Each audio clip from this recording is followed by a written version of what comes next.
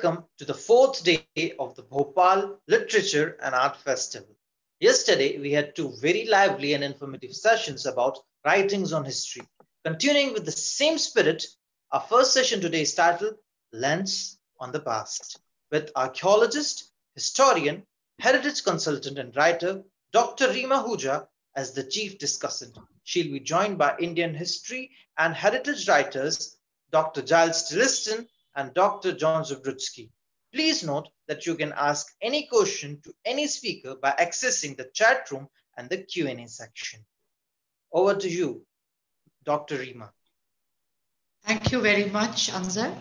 And as always, even if this time it's online, it's a pleasure to be part of the Bhopal Literature and Art Festival.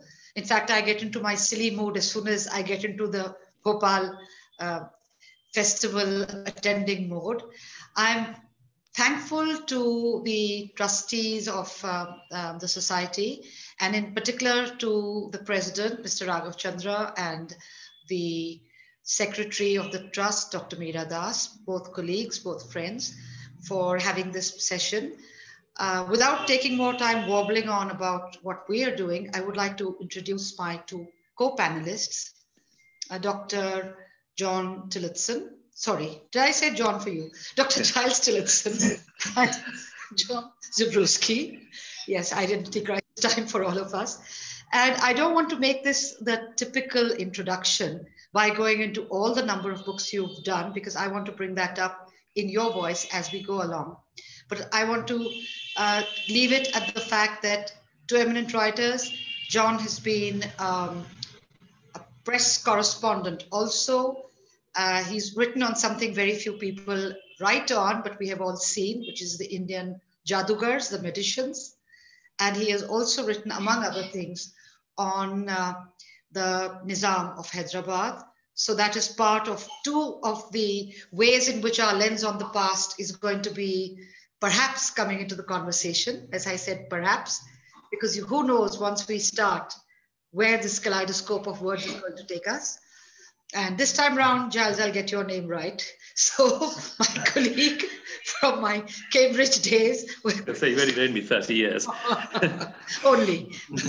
So Dr. Giles Tillotson. We were exchanging notes on what your latest book is. And he says, surely you know. And I said, well, actually, no. Because of lockdown, Giles, who's a colleague at the City Palace Museum, Maharaja Savai Man Singh Second Trust Museum, has not been able to come back here. So he's speaking to us from Gurgaon or Gurugram. Mm-hmm. Yes. And since I mentioned the latest book is Delhi Darshan, but I think we'll come back to it in a bit and plunge straight into our conversation, in which we will, of course, also you will learn more about us as we go along. My line I must bring in here because that's the one I've practiced so hard at. So I'm this lapsed archaeologist whose future lies in ruins. But, and then everyone says, you know, what's a lapsed archaeologist? Well, maybe something else we'll explore, if not another time. The three of us have done work which also deals with the Maharajas of the 20th and 21st century, definitely. But then to understand them, you go back to the past, 19th century. And there is a nice coincidence to the fact that Bhopal used to be a state ruled by the Begums in particular in the last phase of its longish history, very long history actually, but even the Nawab and Begum history. So we are going to talk about a period where, as far as I can recall, there were about 543 or so princely states that made up that part of India. Within inverted native Indian princely states, as opposed to British India, which was a smaller, it was a 1/3 segment. Basically, I think 2/5 of the geographical area was under different princely states. So when we talk about turning the lens of our magnifying glass on that part of our past, there is a vast time period that's being covered, but then we're making it easier for our audience by focusing on the more recent past.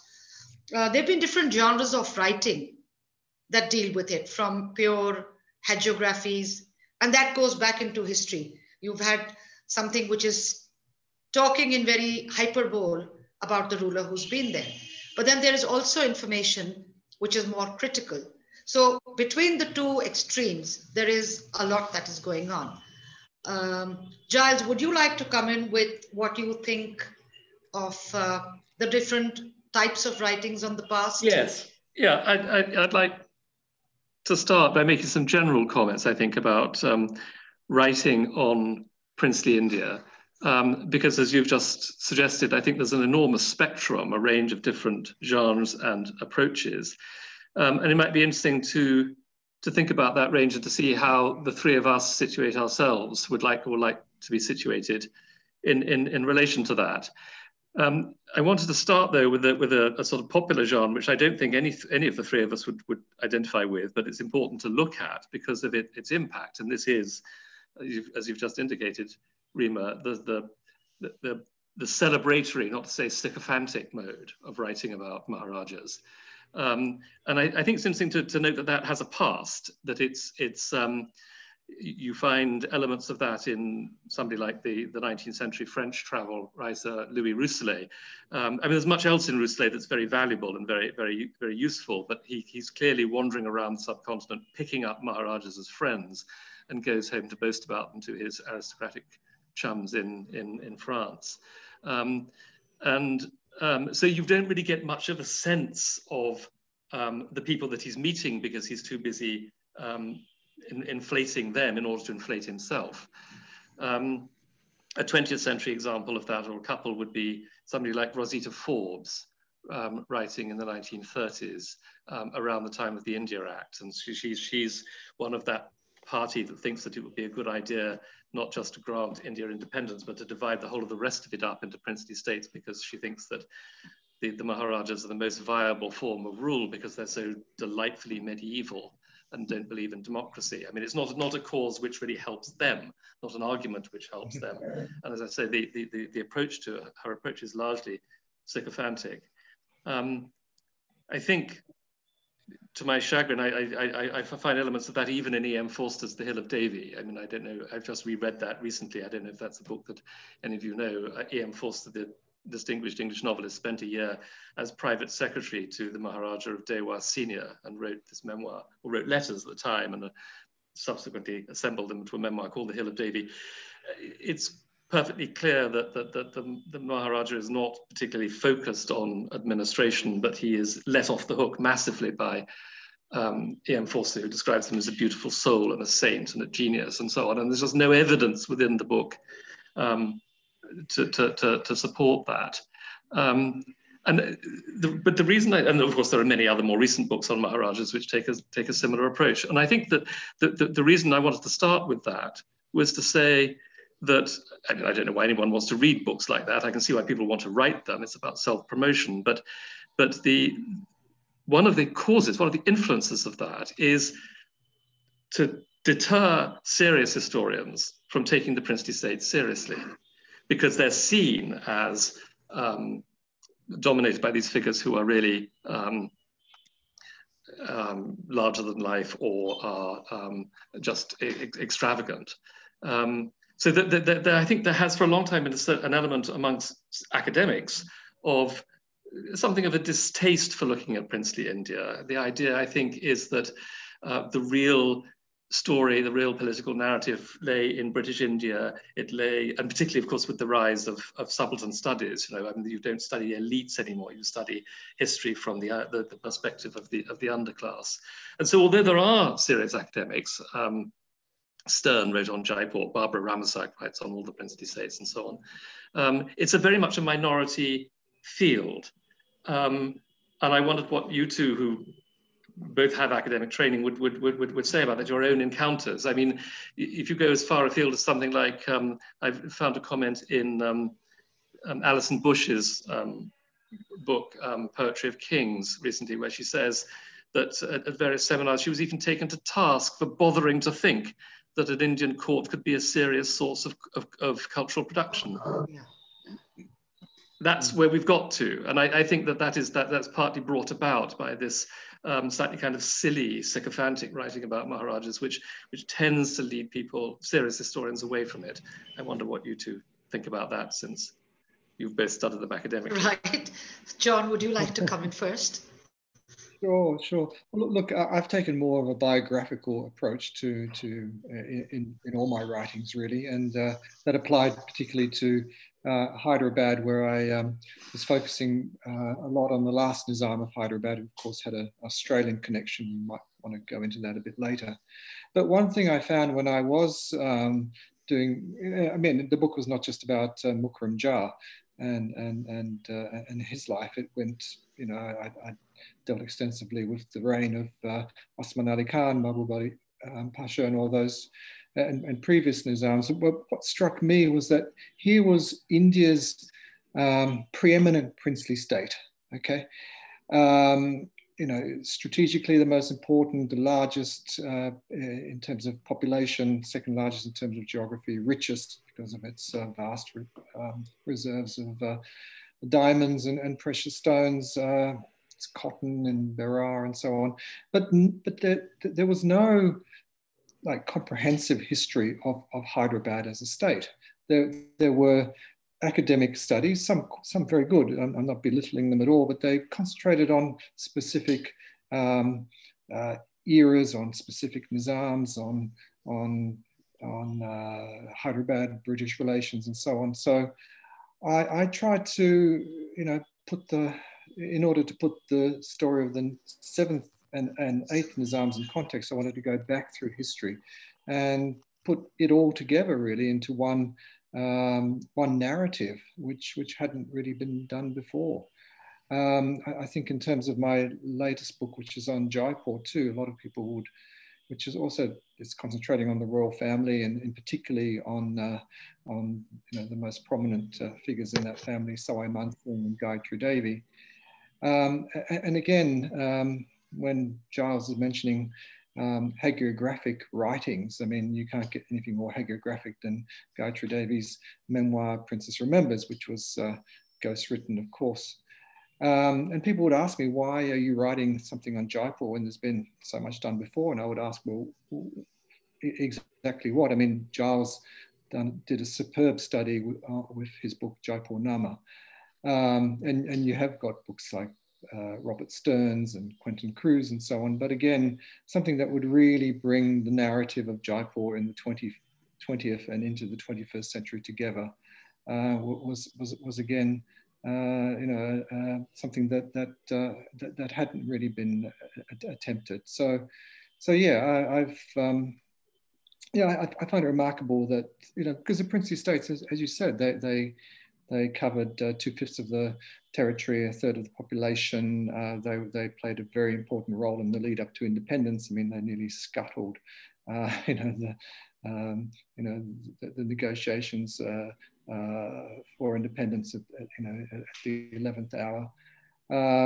So you know, these were important entities. Yes, to an extent, some of the rulers were dismissed as being, you know, eccentrics, like say Osman Ali Khan, or they were, you know, made fun of because of their, you know, the ostentatiousness of their courts or their sexual proclivities and so on. But by and large, these are, you know, these states are serious subjects for study, and their rulers were, you know, in many aspects, you know, important and enlightened people.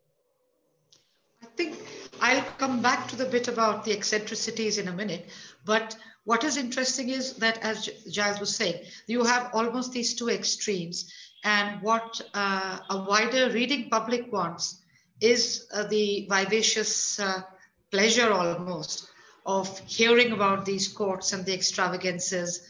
And I can't remember the name of that man now, it'll come back to me, but I think he wrote a lot on the Maharaja or Maharajas and Maharani, and, you know, about how many dogs being given this elaborate wedding thing. But the other extreme, of course, is when you have something like Ian Copeland writing about it, or Tony Lowe writing about the tail end of princely India, more or less. Now that will have a far smaller readership, and that becomes a much more academic thing. So stirring that, having that, walking the balance between the two is an issue. And I now, in retrospect, think that since Giles was talking about what I did with my book, when I did my biography of Dr. Karni Singh, the Maharaja of Bikaner, I think I'm in a way lucky that that happened before I did my fact book, what a friend of ours calls the doorstopper. Because in that, I look at different rulers, but I don't go into their life histories per se. And one of the things I found difficult when I was doing the Bikaner book was he was coming across as this good guy. And then when you try and find more out, basically you try to dig for dirt, if there is any. And I met somebody who had been in his valet, and as they say, no person is a hero to the valet. And this valet looks at me with tears in his eyes, and he says, "What do I say about Anta? He was so gentle." Yes, he would get angry. I mean, they were almost like these fond memories. So I'm not answering the question fully, but I'm coming back to my two panelists to say, how do you keep yourself dispassionate when you write about the characters that you write about? John, maybe we'll stay with you. Do you have strong likes and dislikes, or do you force yourself to be neutral, or how does it work? Look, you have to force yourself to be neutral, and when you as we know, a character like Mukram Jah, there aren't many people who have neutral opinions about him, because a lot of people blame him for turning his back on Hyderabad and its heritage and its legacy, and fleeing to Australia, and the net result was so much of that heritage was looted or destroyed. He could have made a name for himself in India. He could have, he was handpicked by Nehru, to be in the foreign service. He could have had a career in politics, like many other erstwhile princes did. You have to think of Jodhpur, the Maharaja of Jodhpur, and other states as well.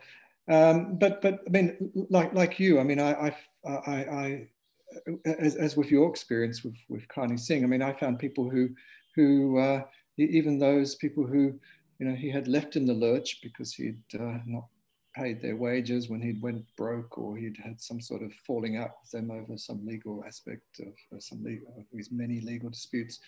That they almost deified him, because they talked about him as being someone of this incredibly rich heritage, this lineage that went all the way back to the Prophet. His grandfather was the last caliph of Islam. I mean, when you look at the figures in his life, like his mother, Daughter Sheva, I mean, these were all extraordinary characters. And so, yes, in some ways the story, when if you're going to do it properly, you've got to look at, you've got to look at all these, not just the person himself, but or herself, in the case of someone like Gayatri Devi, but the other members of their family, the people that they interacted with, and you'll get a balanced picture then.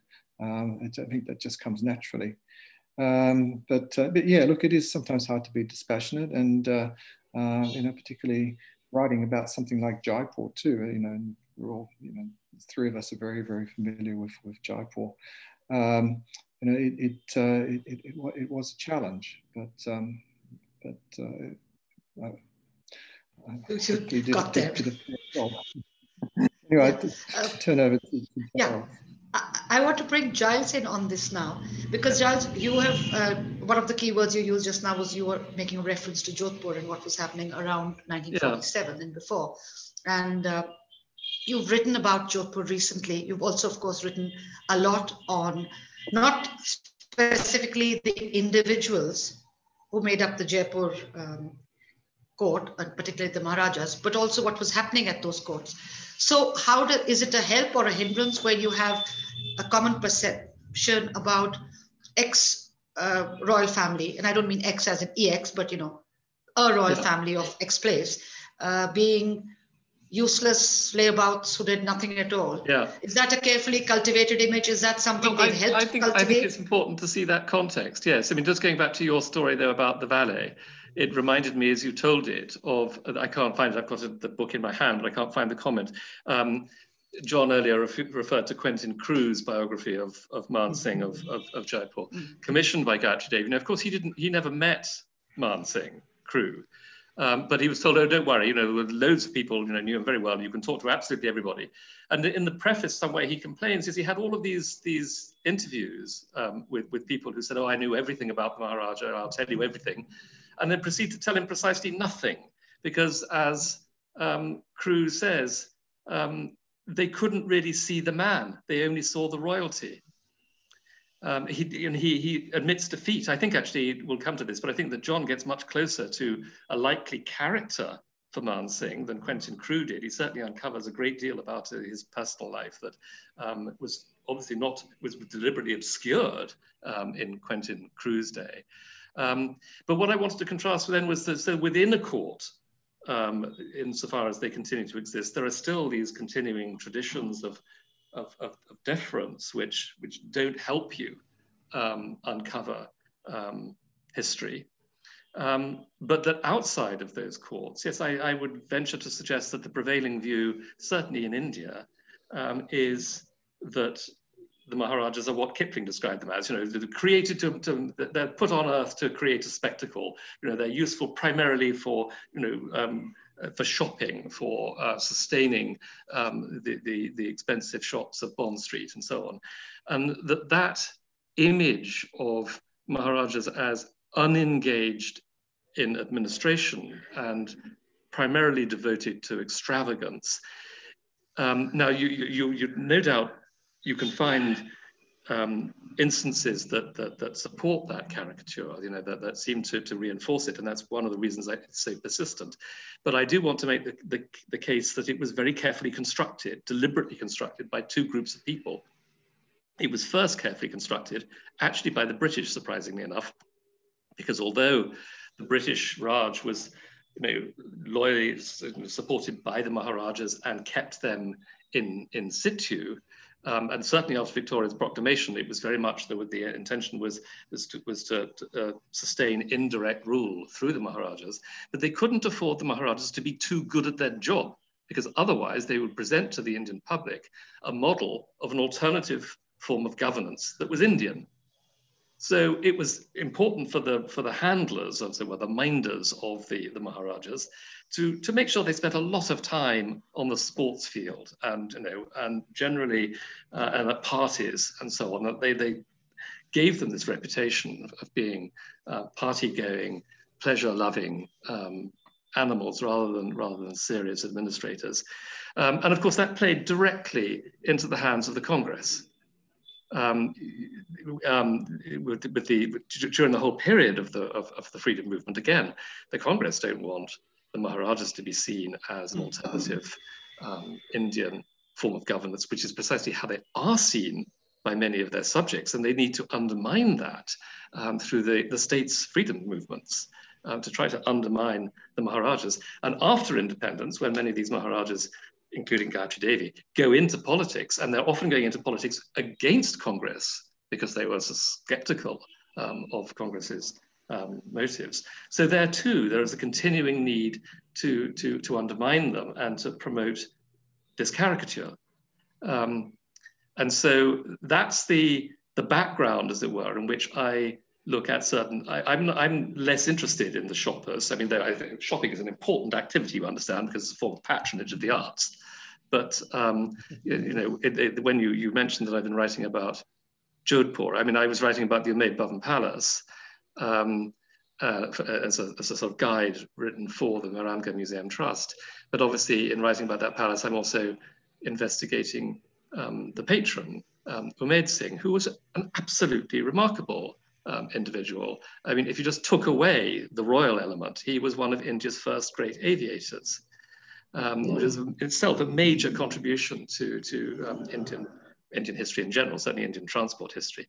Why did he do it, by the way? Well, he did it because this enormous state of Jodhpur. Jodhpur is far larger than any of the other Rajput states, but of course it's mostly desert. And in his time, very much dependent on farming. He wanted to be able to get around the state in order to consult with farmers about the latest agricultural techniques. And he thought, well, if I drive in my Rolls Royce along roads, and all it requires is one storm and the road disappears. If I learn to fly, I only need to maintain airstrips. You can land an airplane on a short strip of tarmac. You don't need roads thousands of miles long. So that's why he became an aviator, in order to get around the state to talk about agriculture. And when you investigate how he went about it, I mean, he, as I say, he emerges as a very serious figure and competent administrator. He was also a patron of art and architecture, which is what led me to him in the first place. But you see him very differently. And Jodhpur becomes one of the stops on the way. If you were flying to London or you were flying to Europe, you went through Jodhpur, one of the earliest Jodhpur airports. was one of India's first international airports. It was on the link. I mean, in Britain, long before Heathrow, of course, the airport was Croydon. Yes. So Croydon is linked, among other places, to Jodhpur and to Melbourne.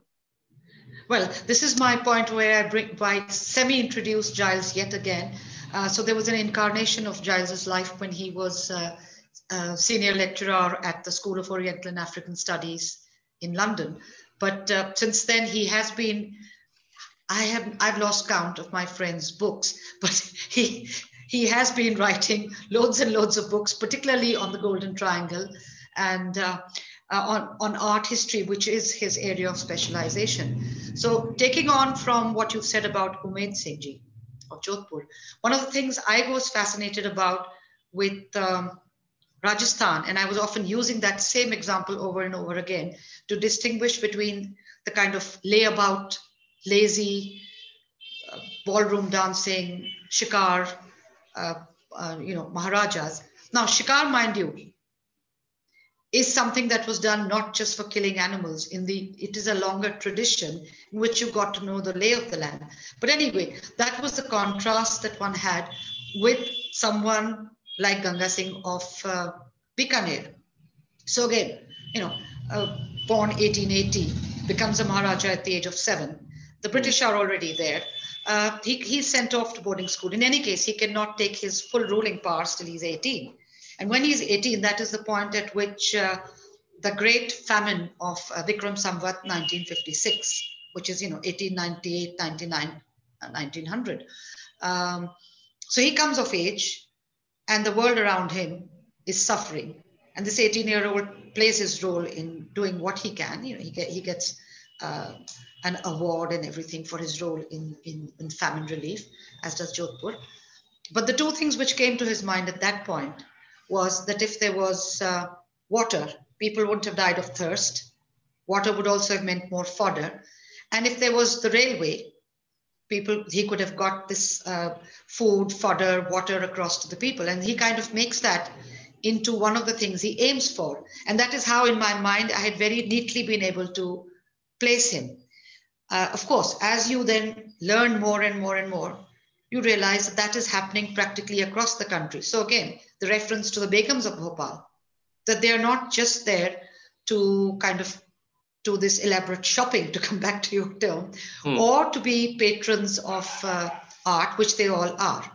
But they're also playing their part. And one of the other things I realized when I was doing the fat history, that almost everywhere around the 1945, 46, just before that period, when the Praja Mandals are coming up in Rajasthan, and similar movements against having a Maharaja or a Nawab in the long run is there.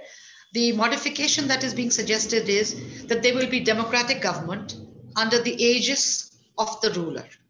So it's not necessarily always a case that the Praja, the people, the Awam want to get rid of somebody who's governing them, which I think is again what you find. A lot of it is, of course, just perhaps learned habit. And I think John made a reference to that when he was talking about Mukarram Jah, and with Dureshwar being the daughter of the last Caliph, the Caliph, that tradition carries on. But let us for a bit also, maybe we'll come back to our Maharajas, but let us for a minute move away to the world they were inhabiting. And to some extent, were they kind of reinventing themselves at that time? Were they becoming more of a shopper because they were expected to? Were they becoming like Jai Singh of Alwar, who is very, very British in his upbringing and everything, and then he just switches completely, stops wearing leather, goes in for cloth, calls himself a Raj Rishi, makes the state language Hindi, all of that. The world around them, but also this fast that they kind of face, that they kind of do. Would either of you want to? Choice is yours. Who wants to come in first on comment on that? John? Look, I think Sawai Mansingh was very much aware of the world around him. I mean, of course, he travelled extensively. He was criticised for spending too much time abroad, but I think he also brought back with him ideas about modernity. But he was, you only have to look at his appointment of Sir Mirza Ismail as the Diwan of Jaipur in 1942, and what a progressive ruler he was. And you can measure that by the the extent to which the British were pissed off by the fact that they had to deal with someone who had that sort of stature.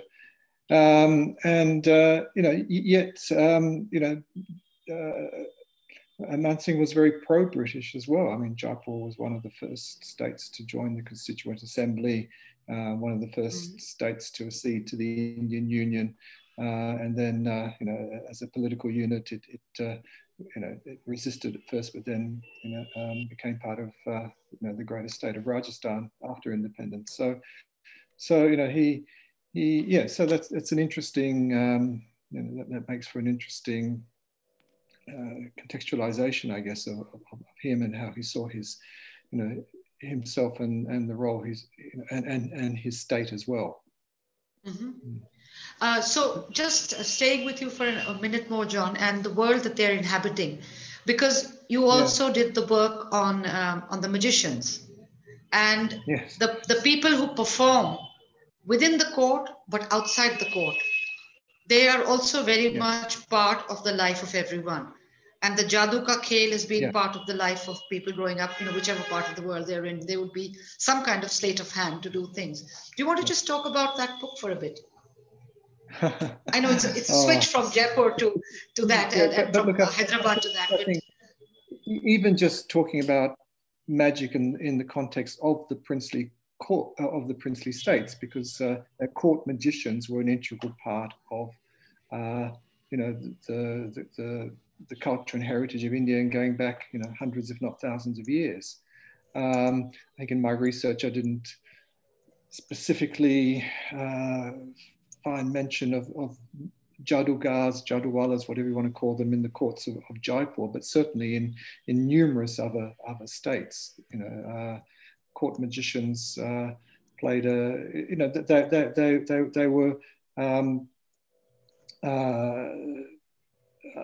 supported by the state as other artists and musicians, dancers, performers were. So they were an integral part of the culture of the state. They were brought out whenever there was a visiting dignitary or for a special festival or state occasion.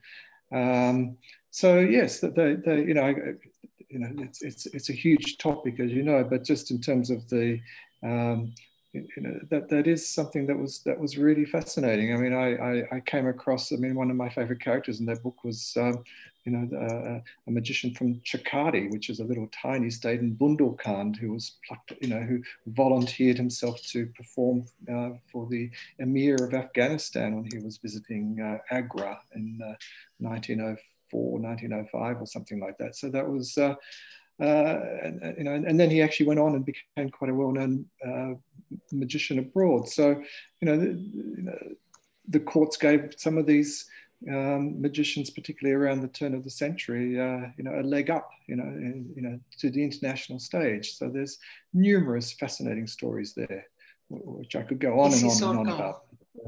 They do it with mirrors. They do it with mirrors. So did the Indian rope trick actually ever exist? Did anyone? You could do it on. You can do it on stage, but being performed out in the open, I don't know. But I saw an article in the Guardian today, very quick. It's going to be the centenary of the first soaring a woman in half trick, which was performed in England. And then Sorkar was, of course, famous for that. Sorkar, yes, yes. Live on television in 1956. Yeah. So 100 years since the first woman was sawn in half. 100 years since the first woman was sawn in half. Right, okay. So staying with the court and the court arts for a minute, Giles, you have written about the arts at, well, Jaipur court certainly, but other courts also. And you've also talked about the Maharaja who did a lot of photography. Your choice. Which do you want to take in first? I want to return to your theme. I mean, Ram Singh, the photographer, could certainly come into this. I mean, your theme about reinventions, Maharajas reinventing themselves. So very, very briefly back to Ganga Singh, because you mentioned his work in famine relief in the Great Famine of 1899. He directed it all from horseback. He was in the villages, he was in the country, and earned for that the praise of Curzon described him as indefatigable. Well, whatever you may think of Curzon, and I don't think many people have a high estimation of Curzon's policies, but Curzon was a workaholic. So for Curzon to describe somebody as indefatigable is some compliment. I think that what Ganga Singh went on to do is, it wasn't a particularly modern vision. I think he was a firm believer in empire, but he was a firm believer that he could be an equal participant in that empire. So when the First World War breaks out, he writes to the king, and he says, this war is an imperial matter, therefore I have a role in it. It's demanding to be an old-fashioned thing, to be a Rat or Rajput warrior, and to go to war for his emperor, which of course he then duly does. He actually serves with the Camel Corps, defending the Suez Canal during the First World War. But I mean, there's the sense of him being a participant. One thing that everybody should know, every Indian school child should know about Ganga Singh, is that he ends up as a special plenipotentiary and one of the signatories of the Treaty of Versailles. I mean, he's one of the representatives of empire who end up concluding the peace treaty that ends the First World War. So he's plugged right in there as a major statesman, world statesman of his time. So an old-fashioned view, if you like, but certainly a very successful self-fashioning. From a different perspective, looking at the arts, I was thinking of a recent book by a former student of mine called Priya Maholi Jaradi, who's written about Sayaji Rao in Baroda. Now, Baroda, of course, is seen as a Maharaja who's less sympathetic to the British, but also what is often emphasized is the extravagance, the enormous palace, the huge art collection.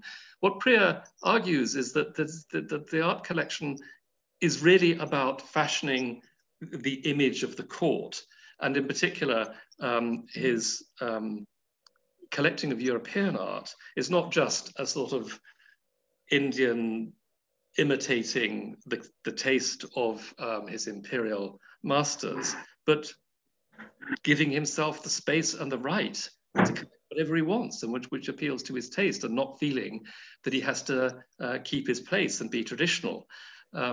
I've argued the same very briefly myself in relation indeed to Man Singh, and who commissions, of course, the Jaipur House in New Delhi, which is a dramatic departure from the architectural policy. Which, of course, is now the Museum of Modern Art, just to add that for our audience. Yeah, but I mean, so up until him, the idea in Jaipur was that everything artistic you needed, you got in Jaipur, that people went to Jaipur for art and design. He is commissioning a British architect to work in a modern classical idiom, a sort of Lutyens-esque idiom, and he goes to London and Paris for all of the interior design work. So he's really saying, you know, I'm an Indian Maharaja has as much right as a Turkish Sultan or the Tsar of Russia to commission art from whoever he wants. So I'm not suggesting it's a sort of threat to empire. I'm suggesting that it's a sort of self-fashioning which repositions the Indian Maharaja in a different space. That's interesting, because even with Ganga Singh, he is his own person. He is his own man. One of the little vignettes that you might be interested in is that when Karni Singh was growing up, the old grandfather was always at work. And these children would say, you know, Dada. They were taught not to say Dada Ji or, you know, Dada Huzur or any of those, just straight Dada. And they said, Dada, come and play. And Ganga Singh would say, I have to earn my living. And, you know, Karni Singh has recorded somewhere that I couldn't understand this. You know, he's the Maharaja. He's absolute authority. He doesn't have to ask anyone. Why does he? But that was what he felt, that he was responsible for his state. So in another context, the younger grandson asked him, Karni's younger brother, on one of their road journeys, not a road journey, a trip in the evening. And the child must have heard this word about caste, you know. I'm not sure if they said Jat or something. But he just said, you know, so Dada, what is our caste? And the grandfather ordered the car stopped and explained. So it wasn't just a throwaway line. And he said to the child, and obviously it made an impression because Karni remembered it much later, all his life. He said, a ruler has no caste or religion. A ruler looks after the caste or religion or the welfare of all his people. I'm not sure if he had used the word caste in the second sentence. Maybe I put that in.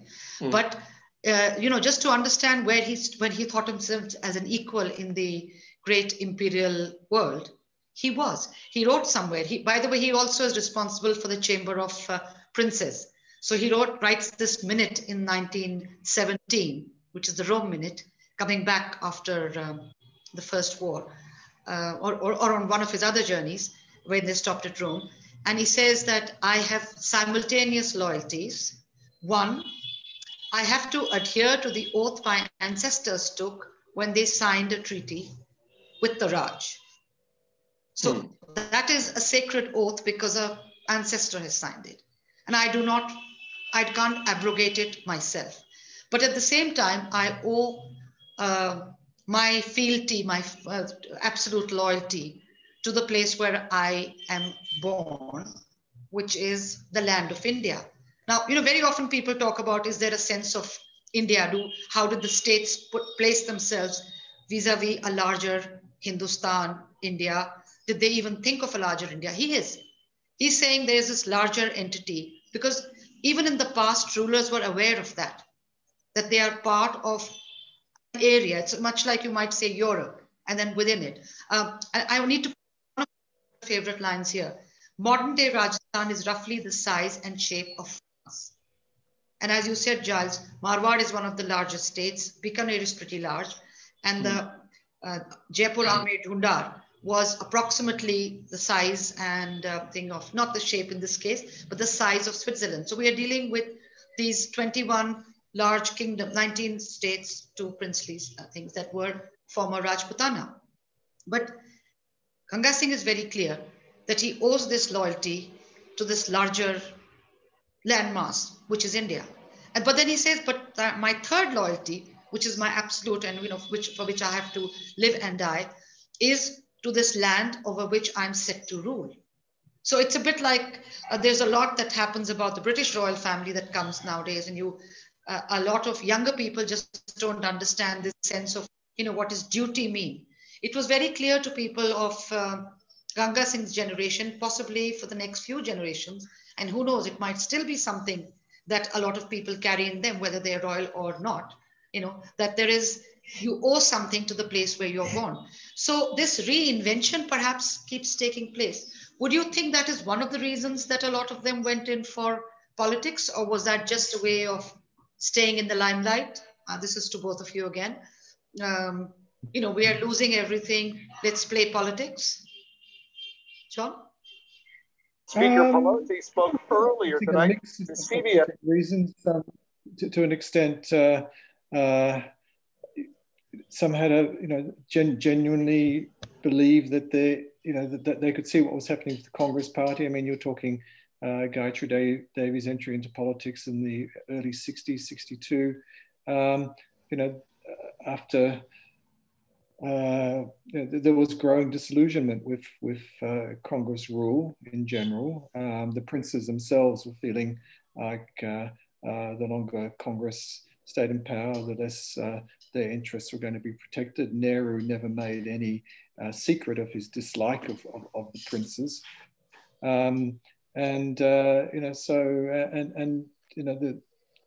She joined the Swatantra Party because she believed that it was a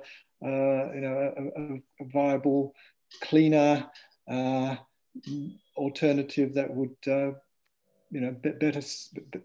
better suit India's interests. I can really only speak here about Jaipur. None of the Hyderabad royals joined politics as such, but Giles, you might have some perspectives, wider perspectives, of what other princes might have been their motivations for joining politics. Well, I think take somebody like Karni Singh of Bikaner, who of course Rima has written his biography. He has a parliamentary career of 25 years, and he is very much a constituency MP. I mean, I think Rima can jump in and contradict me because my source of information is her book. But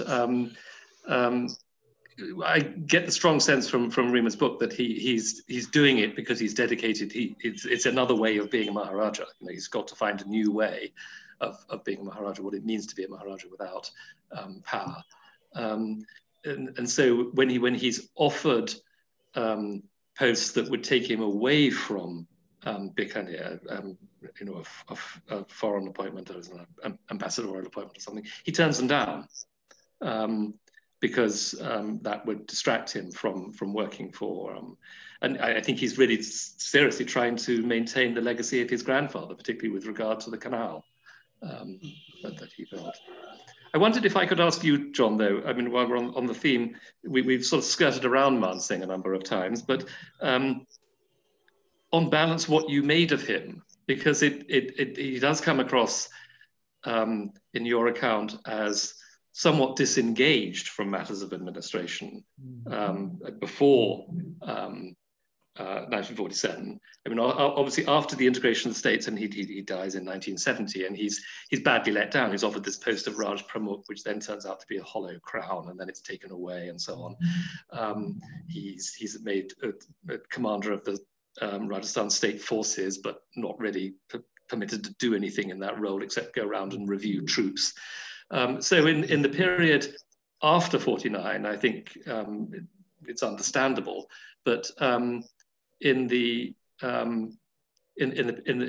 decade before independence, he does come across. So when he attains his majority, in 1931, so he's got a good 16-year run of being a governing Maharaja, and he's not that often on the job. I wondered how you measured him in relation to this. What we were talking about is the idea of the playboy Maharaja who's no good for anything, or whether he's actually is at some level engaged.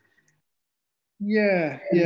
Look, I know we've spoken about this before, and you think I come down a little bit harshly on Sawai Man Singh in my book, but look, the fact of the matter is, during the war years, he was forced to stay in Jaipur because he couldn't travel to England as he normally did, for the polo season and so on.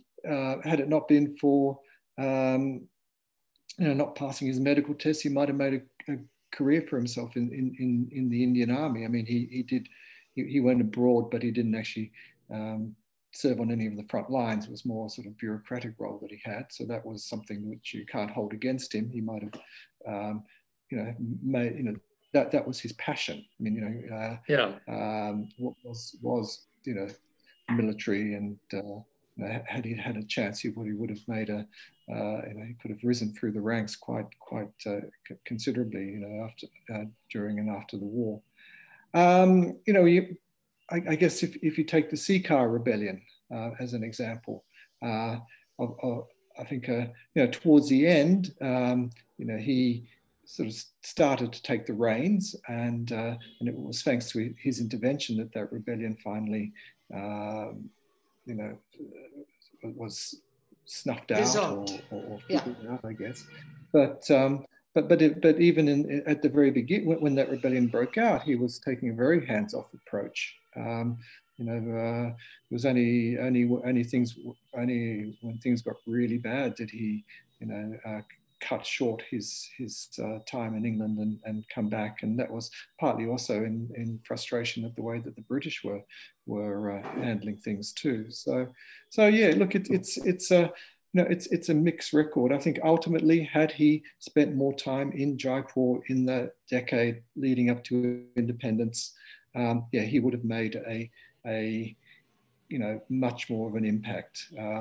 And you know, the fact that he, as you know, we mentioned this before, his appointment of Mirza Ismail, you know, as a very competent Diwan, but someone who, you know, Jai let him, gave him a free rein to do, you know, much of what he wanted to do. So, you know, I guess you can credit more him rather than Jai for the advances that were made in the state around that time. Well, I suppose we can give him the credit of appointing him at least. You do quote, I think, fairly, I seem to recall a comment early in his career. He's been trained at Woolwich. He's quite keen to continue. He's, of course, angling for the commission that he eventually gets in the Lifeguards.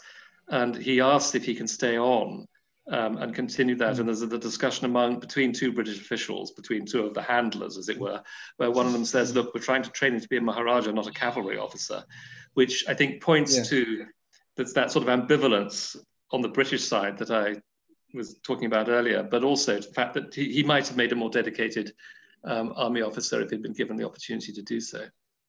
Well, Ganga Singh, when the Second World War was on, I'll come back to you in a second, John, but I want to put this in. Ganga Singh wants to go to war. He's told he can't. And he says, what do you mean you can't? And they say, you're too old. And he says, no Rajput is ever too old to go to war. Now, he very obviously cannot join a regiment. He cannot go and fight. But he kind of makes enough of a nuisance of himself so that he's sent off on this ceremonial tour.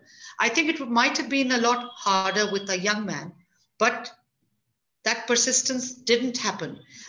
Whether it is because he was the ruling Maharaja, therefore he was not allowed to do it. Because again, coming back to the venue of where this literature festival is taking place, or would have taken place under better days, the younger brother or sons of the ruling family of Bhopal could go in for army careers within their own state forces and outside.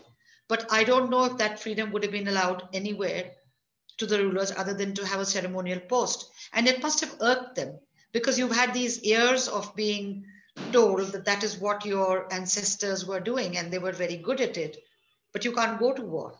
And you're kind of like this war horse that hears, you know, the palfrey that hears the trumpet but cannot go off to battle. Any comment? Yeah, look, the Nizam of Hyderabad, Mukram Jah, I mean, same thing. I mean, he trained to be an engineer, you know, in an army engineer, and when he wanted to go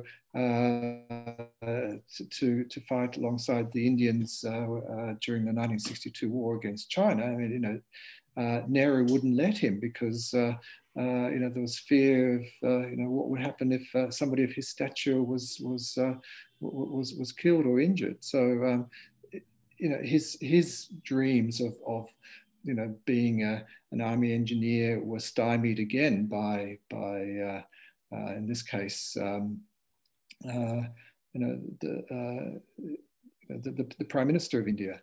You know, again, you know, we would have had a completely different history of Hyderabad post independence had he, you know, fulfilled his dream of being an engineer instead of him going off to Australia to be a sheep farmer. But that's a whole different story. Yeah, so it is an interesting thing. Yeah. The ifs and buts of history. Giles wants to say something. I just wanted to respond actually to Meera Das's comment about I don't know if you've seen it, about Air India's Maharaja is an interesting icon, and say to yes, indeed, but there's a very good case of, so the post-colonial Indian government using a Maharaja as a mascot, but turning the Maharaja into a figure of fun. Indeed, you know, the Maharaja that, I mean, it's ironic given the role of Maharajas, notably Umaid Singh, but not only him, in developing aviation in India. But the Air India's Maharaja is a ludicrous figure, sort of an extravagant, you know, caricature, exotic Maharaja aimed at the tourist trade, and it's not a mark of respect to those Maharajas who actually built. Fits in very much with the kind of films that were coming out around that time of, you know, the exploitative Maharaja or the exploitative Maharajas, and that I think is going to be another subject that we can perhaps take up another time. I'm also keeping an eye on the clock, and I think there might be people coming in with some questions. So you still have the floor for a couple of last minute comments. John, Giles, you're in front of the mic. Gosh, right? I was thinking when we were talking about flying Maharajas, I was thinking of Sawai Man Singh and the number of crashes he had. Yes. 4 or 5, I think, propellers falling off. Bad some ones. serious accidents. Yeah. I think par for the course, didn't it?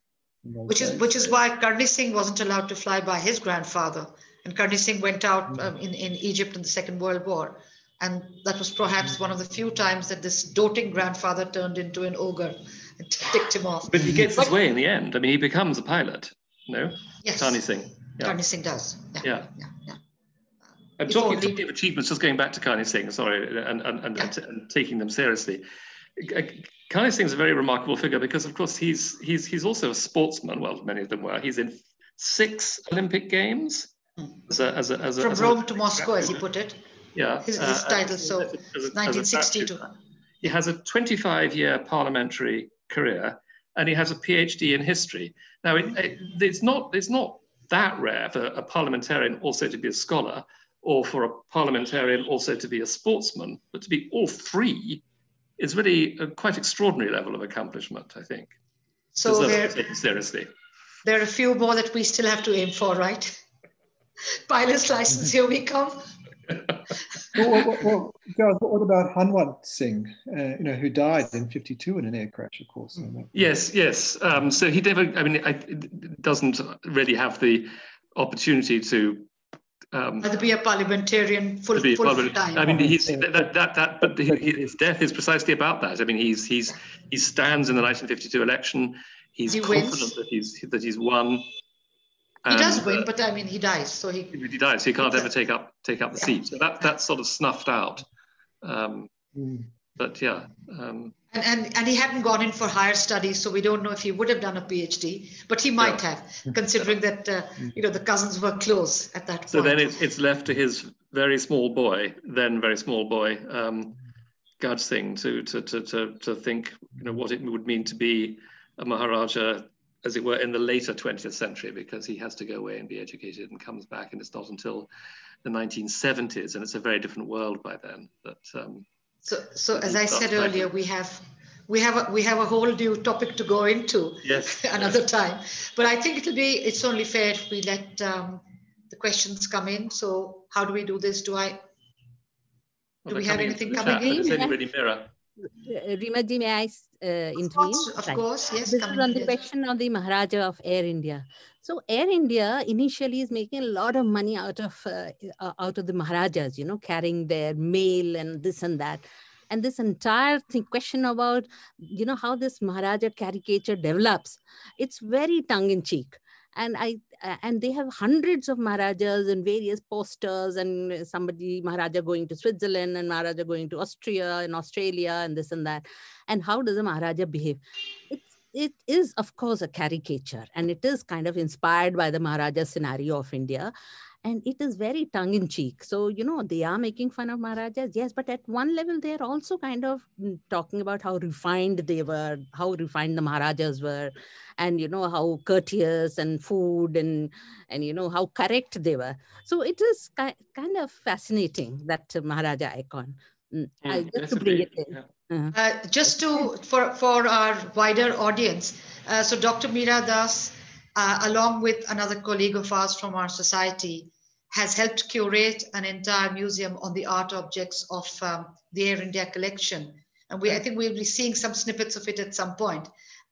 So she's, again, an architect and art historian. And we should have a session with her as well. But thank you for explaining that, Meeraji. Thank you. Can I ask a question? Of course, Raghav. Mr. Chandra, please come in. Yeah, this is for Giles and John and Rima, all of you, and whoever, you can all answer it or separately. I've been always curious that our Maharajas, barring perhaps one or two, never really gave a fillip to writings about their own reigns and their own, biographies being written by reputed historians. They had all the money in the world, and they did travel so often to England, of which they were so enamored. They could have easily requested Oxford or Cambridge historians to come over and do a history of their, of their forefathers, of their kingdom, of their own personal this thing. So that's one thing which has somehow, I think left behind a void about the Maharajas, except for some who were, like, for instance, Bikaner or Jaipur, who were more enlightened, or Baroda. But I'm talking of Maharajas in general. So were they skeptical that people would write bad things about them, that the truth would spill out, that they prevented that from happening? So that's one. And a subsequent question to that is about their patronizing of arts in various forms. So while the Patiala Gharana, the Jaipur Gharana, we've had music being espoused by them, but none of them really espoused painting. So like the Medicis of Renaissance Florence, they encouraged art, visual art, paintings, and so on, and sculpture. Our Maharajas never really encouraged any of that in a big way. They copied European sculptures and all that, and brought them and embedded them in their buildings. They never really allowed local art to flourish. I'd love to hear comments on that. Just on the first part of that question, we have to go back to the very beginning of our discussion, which is the point that Giles was making about the fact that the study of the Indian princely states just hasn't been taken particularly seriously by academics either in India or abroad. I mean, relatively speaking to the wider topics of in Indian history. I also wonder too. I mean, I know like Bikaner, Jaipur, Hyderabad, some of these bigger states, have good archives. But archival sources, if you want to do a proper history, are key to, are the key. And I think that in some of these cases, the archives just aren't there. You have material in London, in the India Office Records, and in the National Archives of India, but I imagine, and I haven't had, I'm sure the experience that Rima or Giles have had in combing through various archives in different states of Rajasthan, but I think that would be an impediment as well. So, in the case of Rajasthan, certainly they were commissioning a lot of works on the histories of those places, mostly from scholars within the country, not necessarily from their states, because that would have been a continuation of an older tradition. So that was going on. Some of them did turn to other artworks. I think you mentioned painting also. So there is no dearth of that happening. Biographies are being written, histories are being written. The whole thing is there. There's a question I do want to take up. So if Giles, if you want to give your take on that, and we go but on it's to just the question.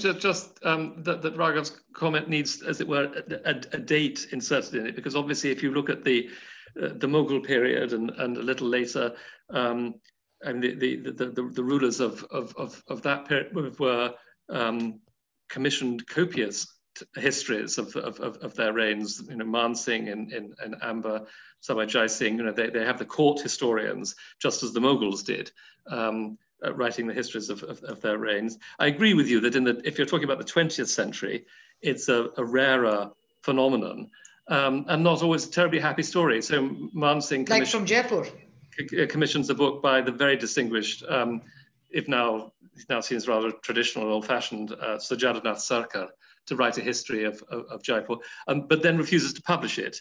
And I've never quite worked out, it was published long after both the author and the patron were dead.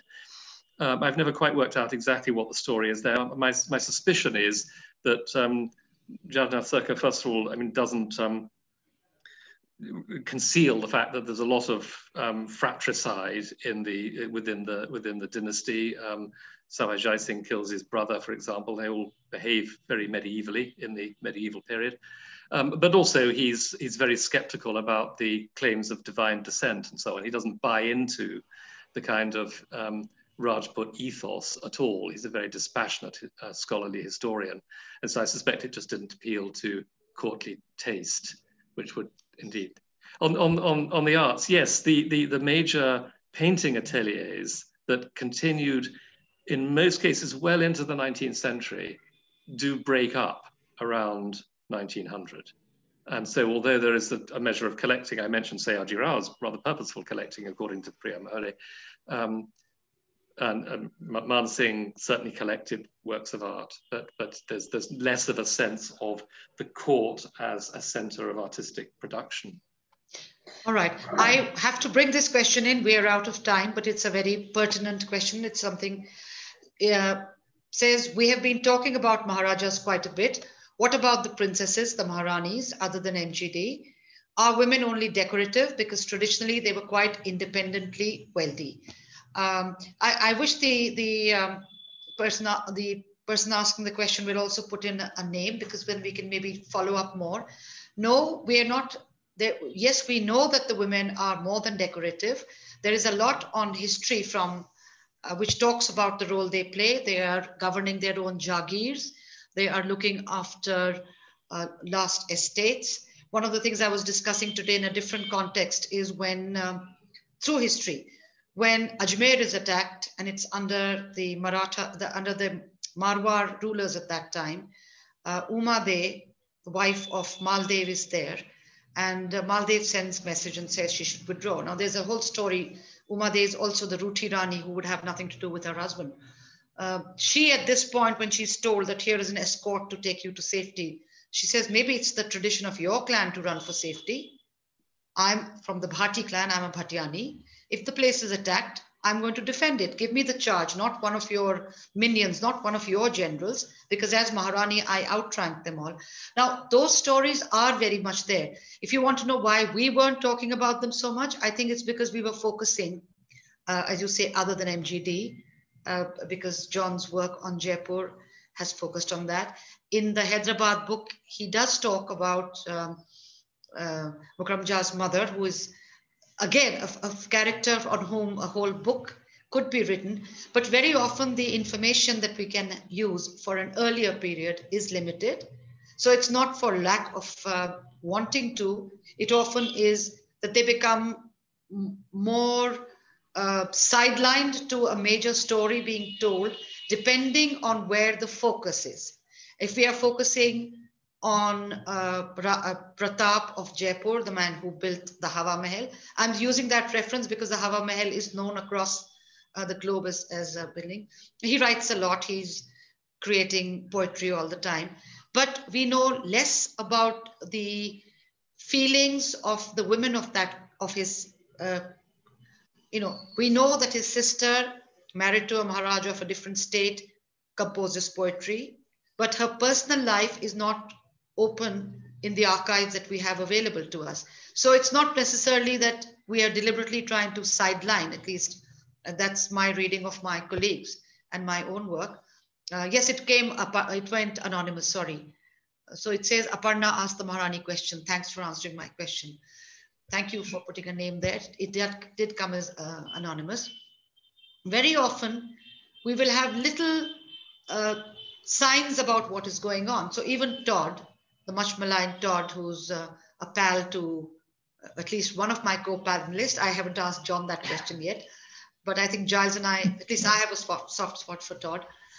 He writes a lot about the Rani of Bundi and then talks about the women of that period and says they're extremely erudite within the freedom permitted to them of physically going out of the state being a barrier.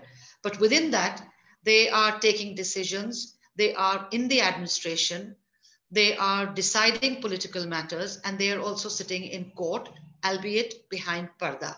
So there's a whole world there too. And so Mr. Chandra, another time, another venue, maybe around the year, we can have a session and we talk about some of these other aspects of the hidden aspects of Indian history, and we turn the lens of our past onto that as well. Thank you very much, Rima. Thank you very much, Giles. Thank you very much, My pleasure. John. Thank you. And we look forward to having all of you over physically to Bhopal. Thank you so much for having us. Bye. Ansar. Bye, Rima ji. Bye.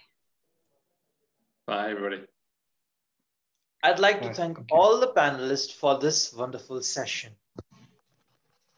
Thank you. Bye. Moving on to our second session tonight, which is titled Reflections about Home and Identity, with award-winning novelist Annie Zaidi as the keynote speaker. She'll be joined by author Sukrita Paul Kumar and by Professor Nirmalaya Samant for this session. Please note that you can ask any question to any speaker by accessing the chat room and the Q&A section. Over to you, Ms. Zaidi.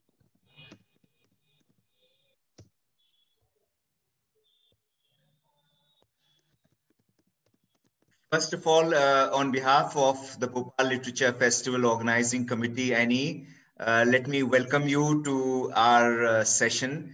It would have been a pleasure to have you over physically, but nevertheless, it's great to have you and to know that you are a distinguished novelist. Sukrita, welcome to the Bhopal Literature Festival. I do see you, and nice to see you there, smiling as ever. And is Nirmalya Samant there? Nirmalya? Yes, sir. Yes, sir. We can't. Okay. Sir. Hi.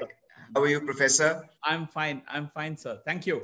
So good to see all of you. And by the way, let me just mention that Annie has a relative in Bhopal, Kaniz Razavi, who is distantly related to you. So he had mentioned your name several times, and we are indeed delighted and privileged to have you over. Over to you, Ansar.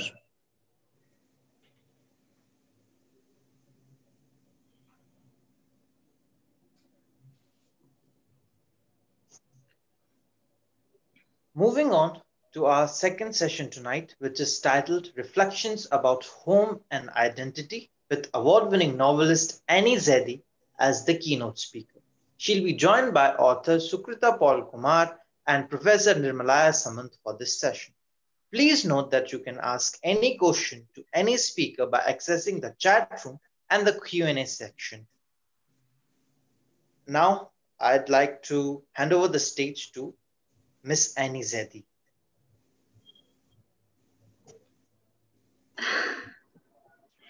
Gosh, am I supposed to just talk to everyone? Address people?